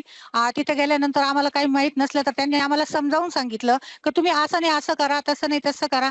तर मॅडम आम्ही ज्या 10 महिला आहेत, तर ह्या पंचक्रोशीतल्या ज्या महिला आहेत त्या आम्हाला सगळ्या जॉईन झालेल्या आहे. तर त्या महिला आमच्या 10 महिलांकडं एकदम आशेने बघताय की ह्या महिला आम्हाला काहीतरी कामं देतील किंवा काहीतरी व्यवसाय म्हणजे आम्हाला 2 पैसे मिळवून देतील. आणि त्यात आमच्या शेतकरी महिला पण आहे. आमचा जो भाग आहे तो सगळा द्राक्षाचा आहे, पण आम्ही मसाल्याचा का निवडला की मसाल्यामध्ये महिला सुगरण असतात म्हणून आम्ही मसाला निवडलेला आहे. तर माझं म्हणणं एवढंच आहे की आम्हाला पुरेपूर तुम्ही साथ द्यावी, आमच्या महिलांना पुढे घेऊन चाला. जर तुमची आम्हाला साथ असली तर आम्ही देशात नाही, राज्यात नाही, तर आम्ही जगात आमच्या कंपनीचं नाव करू शकतो. एवढी आमच्यात हिंमत आहे. आम्ही सगळ्या डायरेक्टर सगळ्या सारख्या आहोत, 10चे 10 डायरेक्टर. आम्ही सगळ्याजणी पळतो, सगळ्याजणी काम करतो. एकीला मार्केटिंग दिलेली, एकीला बँकिंगचे कामं दिलेले. मी स्वतः मनुष्यबळ किंवा ज्या महिला आहेत त्यांना कनेक्ट करायचं काम करते. आणि ज्या दुसऱ्या एक ताई आहेत आमच्या त्या मार्केटिंग करता, एक याला जातात स्टॉलला जातात, म्हणजे सगळ्यांना काम आमचे वाटून दिलेले महिलांना. आणि सगळ्या महिला ज्याचं त्याचं काम एकदम चोखपणे करतात. आणि आमच्यात हेवे दावे किंवा आमचं म्हणजे 10 जणींचं एकदम छान बॉन्डिंग आहे. बॉन्डिंग असल्यामुळे आमची कंपनी लवकरात लवकर पुढे जाईल ही आम्हाला अपेक्षा आहे.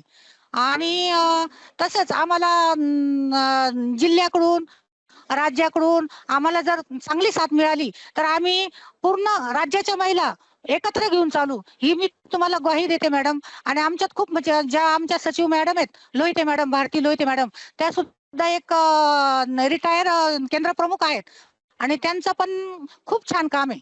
आणि एक राधिका मॅडम आहेत आमच्या, त्या मार्केटिंग मध्ये त्यांचा खूप कोणीच हात धरू शकत नाही मॅडम. फक्त आम्हाला तुमची साथ पाहिजे आणि आम्ही छान कंपनी पुढे नेऊ. आणि छान आता आमचं मार्केटिंग चालू झालेलं आहे. आम्हाला जवळजवळ 300-400 विंडो मिळालेले आहे. थोड्या 4-5 टन माल जाईल असं, एका विंडोला 2-2, 3-3 टन माल जाईल महिन्याला, अशा विंडो मिळालेल्या आहे. पण आमचा जो प्रोडक्शन आहे ते आम्ही 8 तास जरी दिवसाला मशीन चालवलं तरी आमचं 4 टन प्रोडक्शन तयार होणार आहे. तर महिन्याला आमचं जवळजवळ 180 टन प्रोडक्शन तयार होणार आहे. तेवढ्या मार्केटिंगचा आम्हाला मार्केटिंगसाठी पण आम्हाला थोडा सपोर्ट झाला तर आमचे 33 प्रकारचे मसाले आहेत सर. सगळे प्रकारचे मसाले आम्ही बनवतो. दूध मसाला, चहा मसाला, सांबार मसाला, जेवढे प्रकार मसाल्यात असतील तेवढे मसाले आम्ही छान बनवतो. आणि मसाले पण आमचे छान आहेत. इथं नाशिक जिल्ह्यात तर आमच्या मसाल्याचं नाव झालेलं आहे. आणि अजून आम्हाला जिल्ह्याच्या बाहेर पडायचंय, महाराष्ट्रात यायचंय. महाराष्ट्रातून मग आम्हाला सर्टिफिकेशन करून आम्हाला एक्सपोर्ट करायचा आहे आमचा माल. आणि आम्ही करू शकतो. आमच्यात तेवढी आहे, म्हणजे आम्हाला तेवढी हिंमत आहे की आम्ही महिलाच, आम्ही पुरुषांचा कोणत्याही प्रकारचा आधार न घेता आम्ही करू शकतो. हे मी तुम्हाला ग्वाही देते मॅडम. आणि सर्वांना परत एकदा महिला दिनाच्या सर्वांना हार्दिक शुभेच्छा. आणि मला तुम्ही इथं बोलायची संधी दिली आणि माझं मनोगत ऐकून घेतलं त्याबद्दल मी सगळ्या आयोजकांचे सगळ्यांचे खूप खूप आभार मानते आणि माझे 2 शब्द थांबवते. धन्यवाद भारती मोरे मॅडम, तुम्ही तुमच्या उद्योगाची माहिती दिली. ते मसाले खरंच देशांतर्गत न राहता त्याला जागतिक बाजारपेठ मिळावी अशा शुभेच्छा. पानसरे मॅडमच्या मार्गदर्शनाखाली तुम्ही सांगितलं की तुम्ही कामाची विभागणी कशी केलेली आहे, तुमच्या विविध सदस्यांमध्ये तुम्ही त्यांच्या स्ट्रेंथ ओळखून कशी कामाची विभागणी केलेली आहे आणि रिसोर्स ऑप्टिमायझेशन हे अशाच प्रकारे होत असतं आणि ते करणे किती गरजेचं आहे ते तुम्ही तुमच्या स्वतःच्या उदाहरणातून दाखवून दिलेलं आहे. त्याबद्दल तुमचं खरंच खूप कौतुक आहे. तुमच्या या शिवाई मसाले उद्योगात खूप साऱ्या शुभेच्छा. या कार्यक्रमामध्ये पुढील वक्त्या ज्या आपल्या सोबत आहेत त्या म्हणजे श्रीमती देवती घटक, प्रमुख सल्लागार, मार्केट लिंकेज तज्ञ, पॅलेडियम कन्सल्टिंग इंडिया प्रायव्हेट लिमिटेड. मी मॅम तुम्हाला विनंती करते की आपण आपलं मार्गदर्शन. सर्वजन मुझे नमस्कार. सभी को अंतर्राष्ट्रीय महिला दिवस की हार्दिक शुभकामनाएं. आज हम लोग जब बात कर रहे हैं तो मुझे बताया गया है role of CBOs, women BODs in the market. Role of CBBOs में BODs का, वुमेन BODs का participation and how they are going to participate, उसका मार्केट लिंकेज में क्या कंट्रीब्यूशन है, कैसे करते हैं, उसके बारे में बताने के लिए तो थैंक यू फॉर दिस. तो मैं सबसे पहले यही बताना चाहूंगी कि महिलाओं CPOs का जो महिलाओं नेताओं के पास ग्रास रूट का समझ है, उत्पादनों के ऊपर जो विश्वास है, मजबूत जो समझ के लिए जो नेटवर्क होता है, जो प्रोड्यूसर भरोसे करते हैं बाजार में जोड़ने के लिए, तो ये सारी चीज मदद करता है आगे जाके मार्केट लिंकेज में. तो यही महिला नेता सिर्फ उत्पादन तक सीमित नहीं है आज के दिन पे. आज वो गांव और बाजार के बीच एक मजबूत सेतु बन चुकी है. एंड अगर हम लोग कंसिडर करें कि वुमेन का रोल इन एग्रीकल्चर, तो हम लोग देखेंगे कि हर एक सेक्टर में एग्रीकल्चर का हर एक लेवल पे, हर एक स्तर पे दे आर कंट्रीब्यूटिंग. वो लोग का कंट्रीब्यूशन बहुत एफिशिएंट है एंड बहुत विजिबल भी है. तो अगर हम लोग बात करते हैं मार्केट लिंकेज के टर्म पे, एग्रीगेशन, क्वालिटी एश्योरेंस, तो हम लोग देखेंगे कि जो महिला BOD गांवों से बिलोंग करते हैं उत्पादक जो है, उनके साथ संगठित करते हैं, उसको सामान को एक साथ संगठित करते हैं। ताकि संगठित करने का मतलब क्या क्यों करते हैं? फर्स्टली क्वालिटी जो है, क्वालिटी पैरामीटर, क्वालिटी एश्योरेंस ये देखते हैं, पर्याप्त मात्रा में हो, इसलिए वो एग्रीगेशन करते हैं। वो एग्रीगेशन होते हैं तभी वो बायर और प्रोसेसर के पास वो जुड़ने के लिए बहुत जरूरी होते हैं। तो ये क्वालिटी एंड एश्योरेंस भी महिला गांव पे उत्पादकों के साथ जुड़ के कर रहे हैं। दूसरा, बायर्स के साथ विश्वास बनाना। ये महिलाओं नेतृत्व, विश्वास और ट्रांसपेरेंसी लेकर आगे आते हैं, चाहे वो सही तोल हो, सही दाम हो या सही समय पर भुगतान हो। इसी वजह से बायर्स भी महिला लेड कलेक्टिव्स या महिला का जो भी रोल रहता है, महिला का अगर कोई बीओडीज है, महिला का एसएचजीज है, महिला का सीबीओज है, तो उनके साथ काम करने में भी वो पसंद करते हैं। बिकॉज दे नो कि टाइमली क्वालिटी हिसाब से एग्रीगेशन करके महिला दे सकते हैं। तीसरा, अगर हम लोग बोले कि in terms of market linkage की लोकल एंड नीच मार्केट्स का आइडेंटिफिकेशन एंड नॉलेज, सो महिला नेता के पास, महिला नेता लोकल और नीचे मार्केट्स की गहरी समझ रखती है। मैंगो, ये जैसे कि हम लोग मसाले का बात, अभी मैम ने बताया, मसाले के बाद पिकल्स के बाद फिर फॉरेस्ट प्रोडक्ट्स का आता है, या कोई भी एग्रीकल्चरल प्रोडक्ट हम लोग ले लेते हैं। आज का दिन पे एफपीओ का जो महिला है, सीबीओस का जो महिला है, they are so confident to market for market linkage and not only they are restricting themselves की हमें महाराष्ट्र के अंदर करना है, बट ये लोग एक्सपोर्ट भी कर रहे हैं and they are so confident. वो लोग बोल भी रहे हैं आगे आके कि हम लोग एक्सपोर्ट कर पाएंगे। तो क्या कब ये बोल सकते हैं? जब उसको खुद के मार्केट के बारे में पूरा जानकारी है। तो वो बहुत इंपॉर्टेंट है एंड ये बहुत मदद करते हैं आगे जाके।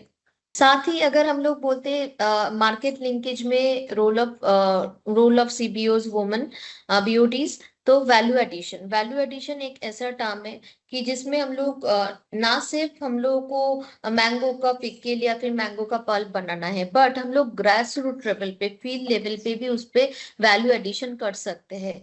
एक चीजों को, कोई भी प्रोडक्ट को हम लोग अगर अलग अलग करके सॉर्टिंग, ग्रेडिंग, पैकेजिंग भी उतना भी कर लेते हैं, तो हर स्टेज में वैल्यू एडिशन होता है। एंड उसके बाद प्रोसेसिंग आता है, उसके बाद पैकेजिंग आता है, उसके बाद ब्रांडिंग आता है। एंड अगर हम लोग देखेंगे, मोस्ट ऑफ द वुमन, मतलब ज्यादातर महिलाएं उसी में इन्वॉल्व है। तो महिला BOD processing, packaging, sorting, grading, branding जैसे पूरा चीजों में बढ़िया से काम करती है। रॉ प्रोड्यूस को वैल्यू एडेड प्रोड्यूस में बदलने के लिए जो भी हो सकता है, वो पूरा जो रोल है, वो महिलाएं आज के दिन पे बहुत महत्वपूर्ण काम कर रहे हैं। तो ये नेतृत्व तब छोटे और सीमित उत्पादक भी बाजार के लिए भी, ऐसा नहीं कि they are only going for big markets export, but ये छोटा जो बाजार है, हाट है, जहाँ पे मेला लगता है, वो हर जगह पे उसको लेके पहुंचा रहे हैं। तो इससे क्या होता है, ना कि से वैल्यू एडेड प्रोडक्ट सेल होता है, बट उसके साथ साथ जो रिस्क फैक्टर होता है कि बाहर भेजने से बहुत रिस्क होता है, कि आज के डेट पे जैसे वॉर चल रहा है, तो बहुत रिस्क हो जा रहा है एक्सपोर्ट करना। तो मिटिगेट द रिस्क, वो लोग लोकल बाजार, लोकल हाट, छोटा छोटा जो बाजार है, काउंटर है, बायर है, उनके पास भी पहुंचा रहे हैं। ये रोल बहुत महत्वपूर्ण है एंड यही आगे जाके काम के लिए भी आते हैं। End last but not the list, institutional partnership. महिलाओं बीओडी सरकारी काफी योजना के साथ जुड़े हुए होते हैं, एनजीओ के साथ जुड़े हुए होते हैं, बैंक के साथ जुड़े हुए होते हैं, प्राइवेट बायर्स के साथ जुड़े हुए होते हैं।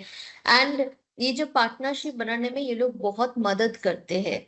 इसे फाइनेंस, इंफ्रास्ट्रक्चर, मार्केट इंटेलिजेंस, पूरा सभी जो एंड टू एंड जो नॉलेज होना चाहिए एक मार्केट लिंकेज के लिए, वो पूरा इंटेलिजेंस तक ये पहुंचना मिलती है, ये उनका पहुंच मिलते हैं। तो इसलिए मैं इतना ही कहना चाहूंगी कि वुमेन और लाइक महिलाओं बीओटीज, महिलाओं का रोल ये सीबीओ प्रोग्राम में, जो सीबीओज में महिलाओं का रोल है मार्केट लिंकेज पोर्शन में, पूरा एंड टू एंड है एंड बहुत इंपॉर्टेंट है। जब महिलाओं बोर्ड पर बैठती है ना, जब महिलाओं डिसीजन लेना शुरू कर देती है, तो बाजार गांव के स्तर पर खुल जाते हैं। अगर एक महिला नेतृत्व दिया जाए तो सिर्फ अपनी जिंदगी नहीं बदलती है, उसके साथ साथ पूरा बाजार का इकोनॉमी, पूरा कम्युनिटी, पूरा इकोनॉमी ऑफ द स्टेट, पूरा तंत्र बदल जाती है। तो on this note I would like to thanks and सभी को धन्यवाद ये अपॉर्चुनिटी देने के लिए। Role of CBOs women market for women. Thank you. Thank you so much, ma'am, for your guidance. Madam ने जो बहुत ही महत्वपूर्ण बात बताई है कि market intelligence end to end अगर महिला देखेगी तो उसका जो नेक्स्ट लेवल पे जो अपलिफ्टमेंट है बहुत इजीली पॉसिबल है। एंड प्लान वो अगर एग्जीक्यूट हो जाए ऑन ग्राउंड लेवल तो it's going to be the very key component of any business. So thank you so much Really. for your guidance, ma'am. Please share with Thank us. you so much.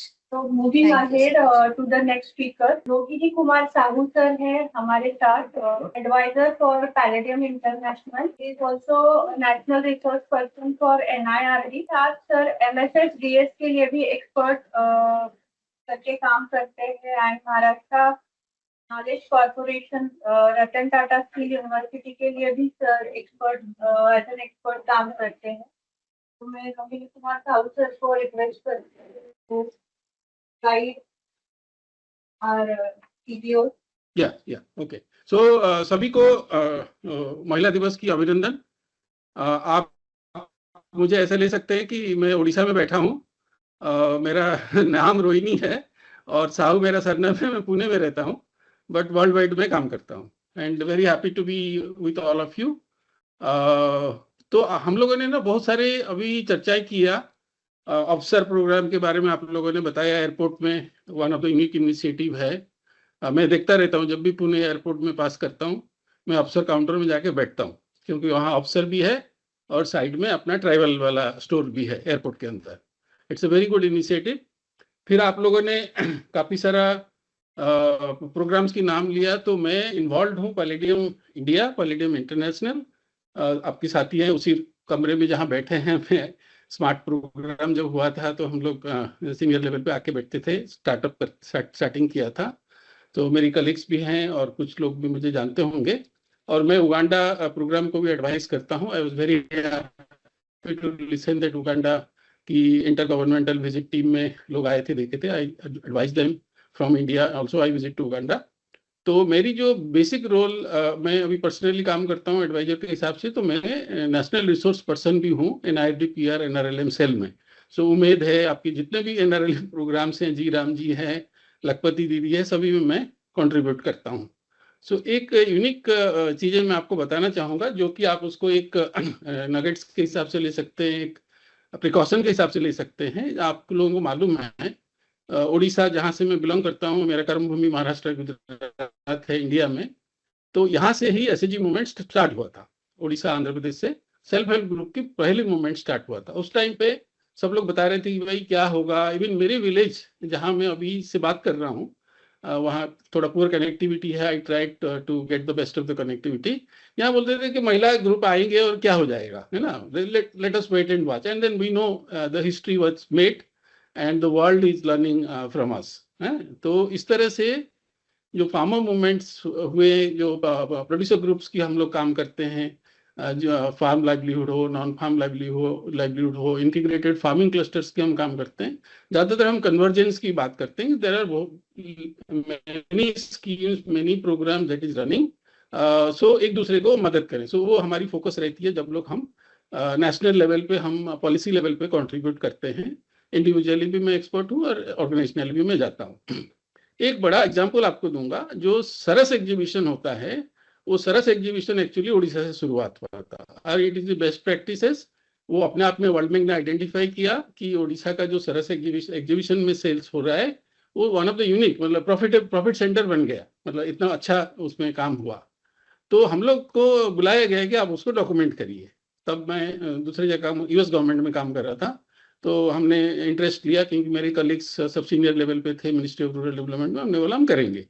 जब आके हमने सरस exhibition Orissa का Bhubaneswar ground, एक particular ground है, मेरे colleagues जो Bhubaneswar join के मालूम होगा, तो हम लोगों ने महिलाओं से बात किया। जो अपने काउंटर्स होते हैं, SHG काउंटर्स डेडिकेटेड दिया जाता है, तो वहाँ हमने पूछा कि भाई उड़ीसा का जो महिला ग्रुप की जो काउंटर्स हैं, जो उन्होंने पिकल्स पापड़ जो भी अपना हैंडीक्राफ्ट आइटम लेके आए थे, हमने बोला आपका सेल आसाम वेस्ट बंगाल से जो लोग आए हैं, जो ग्रुप्स आए हैं, उनसे कम क्यों है? तो उन्होंने बोला कि भाई हमारी काउंटर पे कोई आ नहीं रहा है और वो लोग बड़ा एग्रेसिवली सेल कर रहे हैं, उनका स्कीम चल रहा है और हम लोग उनके साथ कॉम्पीट नहीं कर पा रहे हैं।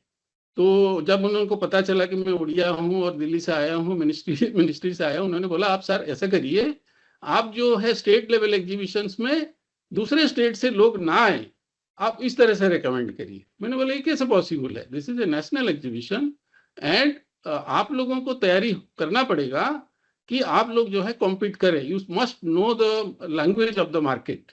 So what is competition, how customer relationship are managed, behaviour हम कैसे कस्टमर कैसे मीट एंड ग्रीट करते हैं, कैसे आप लोगों को ट्रीट होता है जब आप एक कंज्यूमर होके जाते हैं। जब आप सेलर होके जाते हैं, ये कहते हैं एक टेबल का दो पहिया, इधर बायर इधर सेलर, कभी सेलर बायर बनता है, कभी बायर सेलर बनता है। तो you have to understand the rule of the game, और आप लोगों को उसकी ट्रेनिंग्स भी दिया जाता है, आप लोगों को उसके एक्सपोजर्स भी दिया जाता है, but there is no where you will get that advantage. Why I am saying दिस, कि अवसर हो या कोई भी प्रोग्राम हो या हमारा स्मार्ट प्रोग्राम हो, तो हम क्योंकि गवर्नमेंट से जुड़े हुए हैं तो आप लोगों को कुछ एडवांटेज मिलता है शुरुआत के दिनों में, एंट्री एडवांटेज हम कहेंगे। आपको अफसर में एक काउंटर, एक प्राइवेट व्यापारी को जाना है तो कितना पैसा देना पड़ता है, वो काउंटर के लिए कितना कागज भरना पड़ता है। आप लोगों को डिस्ट्रिक्ट यूनिट या जो हमारी उम्मीद की यूनिट्स हैं MSRLM की, उन्होंने सपोर्ट किया। बट जो आगे का स्टेप, जो आगे का मार्केटिंग जो है और कंपटीशन जो है, वो हमको फेस करना पड़ेगा, बिकॉज हम सेलर हैं। उस टाइम पे फिर कोई नहीं है हमारे साथ, वी आर कॉम्पिटिंग विद the private partners. May be ऊपर कोई दूसरा काउंटर है ना, आप देखेंगे। तो मैं वो महिला जो काउंटर में बैठते हैं, मुझे पहचानेंगे आज की डेट पे, मैं जब भी एयरपोर्ट जाता हूँ मैं अफसर काउंटर में बैठता हूँ, and I want to understand कि how they are responding. So most of the time, जैसे हमारी साथी ने बताया कि उनका ट्रैवलिंग इतना 60 किलोमीटर से होता है, फिर उन्होंने एक रैक रखा हुआ है, तो प्रोडक्ट मिक्स कैसा है। मैं थोड़ा मार्केटिंग साइड से हूँ, मैं प्राइवेट सेक्टर से हूँ, तो मैं उस एंगल से ही बात करता हूँ। मैंने बोला आप ऐसा करिए, the best learning is learning from others. तो आप थोड़ी सी देर, जो अगर दो महिला हमारी मेंबर्स आती हैं, एक महिला काउंटर पे बैठे, क्योंकि बहुत ज्यादा रस रहता नहीं है, ओनली फ्लाइट टाइम पे थोड़ा बहुत लोग आके देखते हैं। आप दूसरे काउंटर में जाके ऑब्जर्व करिए, how they are selling, which item they are selling, how should we do, कहते हैं ना हमको रिकार्निवल, री इनकारनेशन कहते हैं, हम लोग कैसे अपने आप को तैयार करें। So the important issue is not the first door opening. वो फर्स्ट डोर ओपनिंग, क्योंकि हमारी गवर्नमेंट प्रोग्राम्स हैं, वर्ल्ड बैंक की प्रोग्राम्स हैं, और भी प्रोग्राम्स आएंगे, आप लोगों को फर्स्ट ओपनिंग मिल जाएगा। लेकिन जो नेक्स्ट लेवल का है, वो that is the competition between you end the market, also between you, one group versus other group, one district versus other district K group, same item across states, है ना। वहां कोई आपको अनफेयर एडवांटेज नहीं मिलने वाला है। So we have to be very very market savvy, we must know the rules of the game, we must try to learn from other. हम दूसरों से सीखना चाहिए, और मेरे खातिर है, क्योंकि मेरा कर्म भूमि है महाराष्ट्र। मैं इतना सालों से वहाँ काम कर रहा हूँ, गुजरात में मैं काम कर रहा हूँ, और महाराष्ट्र का अफसर का एग्जाम्पल लेके हम Himachal Pradesh rural livelihood mission में चंडीगढ़ में खुलवाया है और रायपुर में खुलवाया है अफसर का। तो मुझे खातिर है कि आप लोग जरूर कर सकते हैं, लेकिन वो जो माइंड को ओपन रखना पड़ेगा, और वो जो सॉक्स होता है ना, quality, rejection, terms of payment, credit, cash, कैसे कस्टमर को लाते हैं, कैसे स्कीम देते हैं, एक पे एक कभी करते हैं, कभी प्रमोशन के लिए हम डिस्काउंट देते हैं, जो भी वो सारे जो रूल्स ऑफ द गेम और टेक्निक्स हम कहते हैं, tools and techniques of marketing, इस चीजों को अपनाना पड़ेगा। हमारी वस्तुएं बहुत अच्छी होती हैं, हमारा कारीगरी बहुत अच्छी होती है, लेकिन जब उसको मार्केट में लेके हम जाते हैं, भी कस्टमर को क्या चाहिए, उसको कस्टमाइजेशन कैसे करनी है, वो जो तालमेल है तो उसको हमें बनानी पड़ेगी। और मुझे बहुत उम्मीद है कि जो जितने सारे प्रोग्राम्स रन होते हैं, उसमें काफी सारा फैसिलिटीज होते हैं सीखने के लिए, ऑनलाइन मार्केटिंग के लिए, रिस्क करने के लिए, है ना। मेरे कलीग्स ने भी बात किया है, काफी लोगों ने। तो मेरी ये उम्मीद रहेगी और मेरी ये सलाह रहेगी, एक आपकी साथी होने के नाते और आपके साथ काम करते हुए उस स्टेट में, और उस स्टेट की बासिंदा हूँ मैं अभी, मतलब ऑलमोस्ट मैं वहाँ सेटल्ड हूँ पुणे में। तो मेरी ये उम्मीद रहेगी और मेरी शुभकामनाएं आपके साथ रहेगी। हम लोग तो बैकएंड से मदद करते ही हैं और गवर्नमेंट आपके साथ है। जब भी कोई इश्यूज आती है, जो भी कोई प्रायोरिटीज होती है, मेरे कलीग्स जो हैं सब एड्रेस करते हैं। बट ये हमको मार्केट से भी होना पड़ेगा। ये आने वाला दिन जो है वो कंपटीशन की है, और जो उसमें स्टिक करेगा, जो क्वालिटी प्रोडक्ट दे पाएगा और अच्छी प्राइस पे दे पाएगा, कॉम्पिटिटिव प्राइस पे दे पाएगा, वो टिकेगा। So that's would be my only message. बाकी आप लोगों ने काफी अच्छी कैनवास में डिस्कस किया। I don't want to take much time, and again my hearty congratulations to all of you महिला दिवस के ऊपर। धन्यवाद, थैंक यू।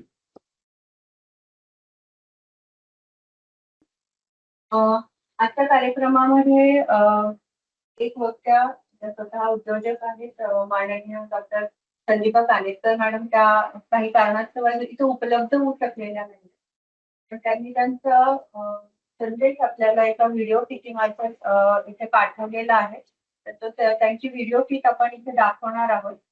पूर्वी थोडंसं कॅनबायोसिस या संस्थेबद्दल सांगते। कॅनबायोसिस ही जी संस्था आहे 2005 मध्ये सुरू झालेली संस्था आहे। जवळपास आज 21 वर्षांचा प्रवास आहे या संस्थेचा, आणि या संस्थेमध्ये व्हिडिओ आहे आज म्हणतात। महिला दिनी Yes. सर्व महिलांना, उपस्थित संचालकांना माझा नमस्कार। मी संदीपा कानेटकर, मॅनेजिंग डायरेक्टर कॅनबायोसिस। आज या कार्यक्रमात मला आपल्याशी थोडीशी हितगुज करायला आवडेल। आणि मुख्य म्हणजे की एक महिला जेव्हा एखादं कुठलंही कंपनी म्हणा किंवा बचत गट, आपण सगळे बरेच लोक इथे बचत गटाचे संचालक आहात, तर त्यांच्याशी हितगुज मला करायला एक मिळाली, ह्याचा मला खूप आनंद आहे। बेसिकली आपण जेव्हा महिलांचा सहभाग सगळ्यात बघतो त्यावेळेस असं वाटतं की भारतामध्ये जोपर्यंत 50% आपल्या महिला आहेत, 50% पुरुष आहेत, 50% महिला जोपर्यंत भारतामध्ये संबंध एम्प्लॉयमेंटमध्ये येत नाही तोपर्यंत भारत विकसित देश झाला असं आपण म्हणू शकत नाही। त्यामुळे महिलांचा सहभाग जास्तीत जास्त आपल्याला प्रत्येक क्षेत्रामध्ये झालेला दिसत आहे आणि अजून होण्याची अपेक्षा आहे। आता आपलं क्षेत्र बघितलं म्हणजे ॲग्रिकल्चरमध्ये आपण सगळेजण काम करतो, बरेचसे लोक। त्याच्यामध्ये बघितलं की आता जे काही इश्यूज, जे काही प्रॉब्लेम्स आहेत ॲग्रिकल्चरमध्ये, भारतामध्ये खूप 12 कोटी जवळजवळ शेतकरी आहेत। पण 12 कोटी शेतकरी जे आहेत त्याच्यामध्ये आपलं यील्ड जे आहे ते प्रत्येक ह्याच्यामध्ये आपण पहिले, दुसरे, तिसरे आहोत, पण एकरी प्रोडक्टिव्हिटी जी आहे ती आपली 7व्या, 8व्या, 9व्या नंबरला काही तर आहे। त्यामुळे इथे आपल्याला इम्प्रूव्हमेंट करायला खूप वाव आहे। त्यामुळे आपलं उत्पादन, आपलं प्रॉफिटेबिलिटी शेतकऱ्यांची वाढवायला खूप वाव आहे। आणि याच ह्याच्यामध्ये, या सब्जेक्टमध्ये आमची कंपनी काम करते। त्यामुळे असं का होतं आहे, आपण जेव्हा आपण असा विचार करतो त्यावेळेस आपले जे खतं आहेत, इनपुट्स आहेत, त्याचं एफिशियन्सी आपण कसे वाढवू शकू ह्याच्याबद्दल आता खूप नवीन संशोधन होत आहे। आणि हे संशोधन जे आहे ते आमच्यासारख्या कंपन्या या क्षेत्रामध्ये काम करत आहेत। सॉईल हेल्थमध्ये जमिनीची सुपीकता आपण कशी नीट वाढवू शकतो, त्याच्यामुळे आपण जो रासायनिक खतांवरती जो खर्च करतो त्याचा आपण जास्तीत जास्त उपयोग कसा आपण आपल्या शेतामध्ये आणू शकतो, जैविक खतांनी तो उपयोग जो आहे, एफिशियन्सी आपण कशी वाढवू शकतो, आणि आपलं अन्न जे आहे ते दिवसेंदिवस अजून पौष्टिक जे आहे ते कसं आपण करू शकतो। कारण भारत आपल्याला विकसित करायचं असेल तर आपलं आरोग्य जे आहे ते तितकंच महत्त्वाचं आहे। तर या सगळ्या क्षेत्रामध्ये आम्ही 250 आमची लोक आहेत, टीम मेंबर्स आहेत। कॅनबायोसिस नावाची आमची कंपनी आहे, त्याच्यामध्ये आम्ही काम करतो। आणि ह्याच्यामध्ये काम करताना असं दिसून येतं मला की आमच्या कंपनीमध्ये जवळजवळ 50%च्या वर महिला आहेत। कालच आम्ही सगळ्यांनी महिला दिन साजरा केला, अतिशय उत्साहात तो साजरा केला। आणि त्याच्यामध्ये असं दिसून आलं की महिलांना पहिल्यांदा अपॉर्च्युनिटी जेव्हा मिळते तेव्हा ती जास्तीत जास्त चांगलं काम करून त्याचं सोनं करायचा प्रयत्न करत असते। आणि हे प्रत्येक आमच्या डिपार्टमेंटमध्ये महिलांचा सहभाग खूप आहे। मग तिथे शास्त्रज्ञ आहेत, तिथे इंजिनियर्स आहेत, तिथे सेल्समध्ये काही महिला आहेत, ॲग्रोनॉमिस्ट आहेत, किंवा कॉल सेंटरमध्ये आहेत, आणि मोठ्या मोठ्या पदांवर सुद्धा आमच्या चीफ टेक्नॉलॉजी ऑफिसर सुद्धा एक महिला आहेत. तर या सगळ्या ज्या जबाबदाऱ्या ज्या आहेत ते महिला उत्तम रीतीने पार पडू शकतात, कारण त्याच्याकडे बेसिकली महिलांकडे एक मल्टीफॅसेटेड पर्सनॅलिटी असते की एकाच वेळेस मुलांचं बघून, घर बघून, बाहेर आपलं काम जे आहे ते नीटनेटकेपणाने ते करत असतात. त्यामुळे महिलांवरचा विश्वास जो आहे तो पटकीने कुठलीही अपॉर्च्युनिटी दिली की त्या पटकीने संपादन करायचा प्रयत्न करतात आणि त्याच्यामध्ये ज्या निश्चितच चांगला सपोर्ट असेल तर यशस्वी होतात. आत्ता सेल्फ हेल्प ग्रुप जे भारतामध्ये आहेत ते महाराष्ट्रात भरपूर जवळजवळ भारतात आहेत त्याच्या 50% जे आहेत सेल्फ हेल्प ग्रुप्स हे महाराष्ट्रात आहेत आणि ते सेल्फ हेल्प ग्रुप्स जे आहेत त्याच्यामधनं आमची जैविक खतं ही शेतकऱ्यांपर्यंत कशी पोचवता येतील ह्याच्याबद्दल आम्ही काम करतो आहे. त्यामुळे विलेजमध्ये किंवा गावामध्ये अशा जैविक प्रोडक्ट्स विकणाऱ्या सख्या तयार कशा होतील, त्यांना ही इनपुट्स स्वस्त कशी मिळू शकतील आणि शेतकऱ्यांमध्ये डेमॉन्स्ट्रेशनच्या मार्फत ती आपण देऊ कशी शकतो ह्याच्याबद्दल आता आमचं खूप काम चालू आहे. आपण अडीअडचणी तर आहे ते प्रत्येक महिलाला प्रत्येक घराच्या बाहेर येतच असतात, पण त्या सगळ्या ज्या प्रॉब्लेम्स आहेत अडीअडचणींना तोंड देत जेव्हा आपण काम ती करते त्यावेळेस त्या कामाला एक वेगळी झळाळी येते आणि ती झळाळी जी असते ती कुटुंबामध्ये ती संबंध पोचते. कारण आपल्याला जे आता सगळं दिसतं भारत जो होता इतक्या ग्रोथ रेटनी पुढे चाललेला आहे त्याच्यात महिलांचा सहभाग हा खूपच आहे. तर माझ्या या कार्यक्रमाला खूप खूप शुभेच्छा. सगळ्यांनी व्हिडिओ पाहिला असेल, आवाज जर आला नसेल तर थोडक्यात सांगते की मॅडम विकसित भारताचं स्वप्न जर आपल्याला साकार करायचं असेल तर त्यासोबत शेती हा कसा महत्वाचा घटक आहे आणि रेसिपी फार्मिंग साठी बायो इनपुटचं महत्व काय आहे हे सांगितलेलं आहे. त्यांच्या कंपनीमध्ये सुद्धा 50% महिला एम्प्लॉईज आहेत आणि महिलांचा रोल किती तिथे जिथे काम करतात तिथे वर्कप्लेसची एफिशियन्सी वाढवण्यात खूप मोठा रोल असतो ते मॅडम कार्यक्रमात पुढे जाताना आपल्या महत्वाचा मला एक अनाउन्समेंट करायची आहे की आपण पुढील काळात बायर सेलर मीट संपूर्ण महाराष्ट्रभर आपण RIU आणि DIU स्तरावर घेतोय. तर माझी सर्व महिला व्हिओडीजना विनंती आहे की आपण या बायर सेलर मीट मध्ये पार्टिसिपेट करावे. तर त्याच्या तारखा तुम्हाला कळवल्या जातीलच पुढील काळात. पुढील ज्या वक्त्या आहेत त्या डॉक्टर स्वप्नील पांडे, त्या रुरल मॅनेजमेंट प्रोफेशनल आणि कॅपॅसिटी बिल्डिंग एक्सपर्ट म्हणून काम करतात. त्यांचं डॉक्टरेट रुरल एंटरप्रेन्योरशिप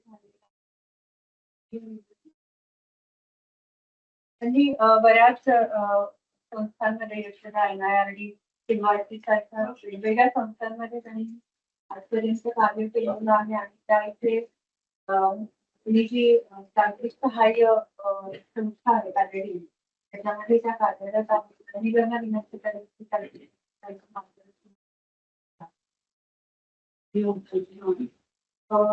तुमच्यामधून काही लोकांची माझी भेट कदाचित झाली असेल आधी पण आणि काही महिला संचालकांची आता ज्या पुण्याला आलेल्या आहेत त्यांच्याशी मी थोड्या वेळाने परत भेटणार आहे. पण अर्थातच म्हणजे सगळ्यांचीच भेटायची इच्छा आहे आणि सकाळपासून आपण इतके छान आपल्याला वक्ते मिळाले ह्या कार्यशाळेसाठी आणि त्यांनी खूप छानपैकी खूप चांगल्या शब्दांमध्ये खूप प्रोत्साहित केलेलं आहे.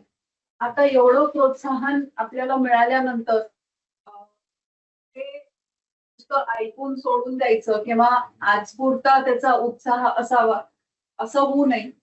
तर आपण कुठेतरी ह्या कामाला सुरुवात केली पाहिजे. मी असं म्हणत नाही की आता आपण काहीच करत नाही. तुमच्यापैकी बऱ्याचशा महिला संचालक आणि सदस्य खूप काही कामं करतायत. अजून थोडं ह्याच्यात करायला पाहिजे. तर आपण सुरुवात कुठून करायची आणि सुरुवातीला काय कामं करायची किंवा आतापर्यंत आपण नसती केली तर काय कामं करायची. तर ह्याच्यानंतर तुमची ती प्रत्यक्ष कार्यशाळा होणार आहे. ऑनलाईन सत्रानंतर प्रत्यक्ष कार्यशाळा होईल. त्याच्यात तुम्हाला आतापर्यंत मॅमनी जे काही सांगितलं, उज्ज्वला मॅम असतील, कडू मॅडम असतील, रांजन मॅम असतील, सर असतील, त्यांनी सगळं जे काही सांगितलं ते तुम्हाला लक्षात येईल की तुम्हाला ह्याच्यामध्ये तुमचे संवाद कौशल्य लागणार आहे, नेतृत्व क्षमता लागणार आहे, निर्णय घेण्याची क्षमता लागणार आहे. तर हे सगळं तुम्हाला आता पुढची जी कार्यशाळा होणार आहे तुमची, तिथे तुम्हाला या सगळ्या विषयांवर सांगितलं जाईल. आणि हे सगळे विषय तुम्ही register केल्यानंतर तुम्ही परत जाऊन काय करणार आहात, तर सुरुवात कशी करायची, तर जे आपल्या ज्या कार्यशाळा होती, आता आपण ही जिल्हा स्तरावर कार्यशाळा घेतोय. आपल्याला सुरुवात करायची तर आपण जाणीव जागृती कार्यशाळा पण घ्यायची आहे आणि ती प्रत्येक शेतकरी उत्पादक कंपनीचा इथे घ्यायची. म्हणजे तिथे तुमचे वेअरहाऊस असतील किंवा तुमच्या गावात जी सगळ्यात व्यवस्थित जागा असेल तिथे आपण आपली कार्यशाळा घेऊ शकतो, तिथे तुम्हाला घ्यायची आहे. ठीक आहे. त्याच्यात आपल्याला 50 बीओडी आणि सदस्य असं तिथेच उपस्थित असले पाहिजे. तर मी का सांगते तुम्हाला हे, की पुढचं आयोजन आतापर्यंत म्हणजे जे पुरुष बीओडी असतील त्यांनीच केलेले आहे. पण आता थोडासा पुढाकार घेऊन तुम्ही जर ही छोटं कार्यशाळेपासून सुरू केलं, कार्यशाळा आयोजित करण्यापासून, तर तुम्हाला पुढे तुमचं जे सीपीओचं बिझनेस आहे ते वाढवण्यात मदत मिळेल. तुम्ही ह्याचं आयोजन तुम्ही तिथे एकट्याने नाही करायचंय. ऑफकोर्स DIU नोडल अधिकारी असतील, त्यांची मदत तुम्हाला असेल याच्यामध्ये. पॅलेडियमची टीम आहे तिथे. तुम्हाला आतापर्यंत त्यांच्याशी भेट झालेलीच असेल बऱ्याच वेळा, कारण ह्याच्या आधी पण कार्यशाळा झालेल्या आहेत. तर आता मी आजच्या दिवशी एवढंच आवाहन करते की आतापर्यंत सगळ्या वक्तांनी तुम्हाला हे सांगितलेलं आहे की पुढे या आणि चांगला आपला सहभाग नोंदवा. त्याच्यामुळे मी पण तेच सांगेन. आणि तुम्हाला एक छोटस रिक्वेस्ट आहे की अवेअरनेस वर्कशॉप, जाणीव जागृती कार्यशाळाचं नियोजन त्यापासून सुरू करा. आणि आम्हाला आवडेल पुढे जाऊन असं बघायला की एखाद्या सीपीओचं खूप छान काम चालू आहे आणि त्यांचं आम्ही यशोगाथा करावी, असं करायला आम्हाला खूप आवडेल. त्याच्यामुळे तुमच्याकडून असं येऊ द्या की तुमच्या सीपीओनी खूप चांगलं काम केलं आहे. ह्याच्यासोबतच मी हे सांगते की पुढच्या वर्षी ह्याच कार्यशाळेला आपण परत भेटूया. पण पुढच्या वर्षी म्हणजे आजच्या दिवशीची जी आपली आत्ताची लेवल आहे, स्तर आहे, त्याच्यापेक्षा अशी अपेक्षा आहे की पुढच्या वर्षी आपण पुढे गेलेलं असावं. तर आता मी फक्त एक विनंती करते सगळ्यांना, आता तुम्ही तिथे बसले आहात ते खुर्चीवर थोडस रिलॅक्स न होता जरा आपला पाठीचा कणा थोडा ताठ करा. असं शाळेत आपल्याला शिकवल्या जाते. हाती बाहेर पोट आत, डोळे मिटा आणि स्वतःला सांगा मी महत्वपूर्ण आहे, मी सक्षम आहे. हे तुम्ही स्वतःला 2 वेळा स्वतःलाच सांगा, म्हणजे पुढची सगळी कामे तुमची सगळी कामे करू शकाल.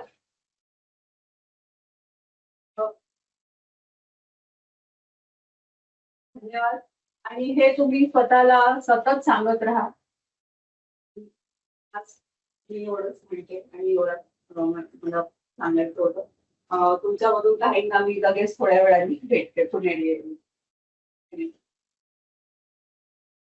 धन्यवाद स्वप्नील मॅडम. खरंच हा खूप महत्वाचा संदेश आहे. मी सगळं करू शकते आणि हा आपण प्रत्येक क्षणी स्वतःलाही म्हणतो ना, सेल्फ टॉक हा प्रत्येक क्षणी खूप गरजेचा असतो आणि तो आपल्याला सेल्फ मोटिवेशन आपलं जागृत कायम ठेवतो. इंटरनली येतं आणि खूप सुंदर असतं.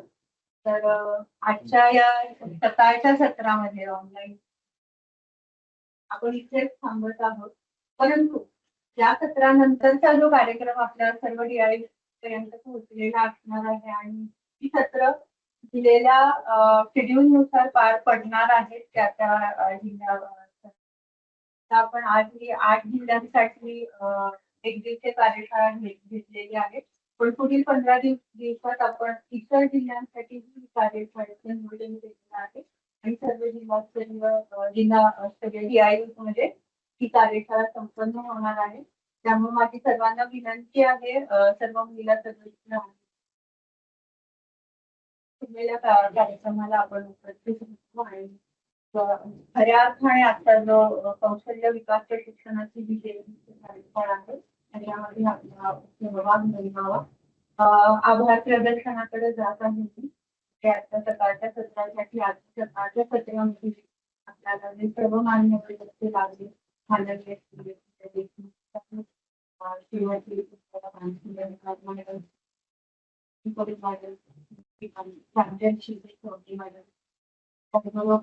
चंद्रिका पाठक मॅडम, श्रीमती भारती मॅडम आणि Shrimati Revati Ghatak madam, Rahul sir, Swapnil Pande madam, तर या सर्वांचा मी आभार व्यक्त करते. त्याचबरोबर पाटीलमध्ये ही यांची टीम आजच्या या एक दिवसीय कार्यशाळेसाठी प्रयत्न करत आहे. त्यासाठी त्याचबरोबर ऑनलाईन कार्यशाळेमध्ये जे सर्व उपस्थित श्रोते आहेत ते शेवटपर्यंत थांबलेले आहेत त्या सर्वांचेही आभार. त्या जिल्हा लेवलवरती उपस्थित जे नोडल अधिकारी आहेत तर सर्व मान्य सर्वांचा आभार. लास्ट बट नॉट लिस्ट तुम्ही सगळे जे सरकारमधील सदस्य आणि जिल्हा संचालिका आहेत त्यांच्यामुळे आजचा कार्यक्रम मूर्त स्वरूपात येऊ शकला. तर सर्वांचे मी आभार व्यक्त करते. प्रत्येक पुढील कार्यक्रमासाठी आपण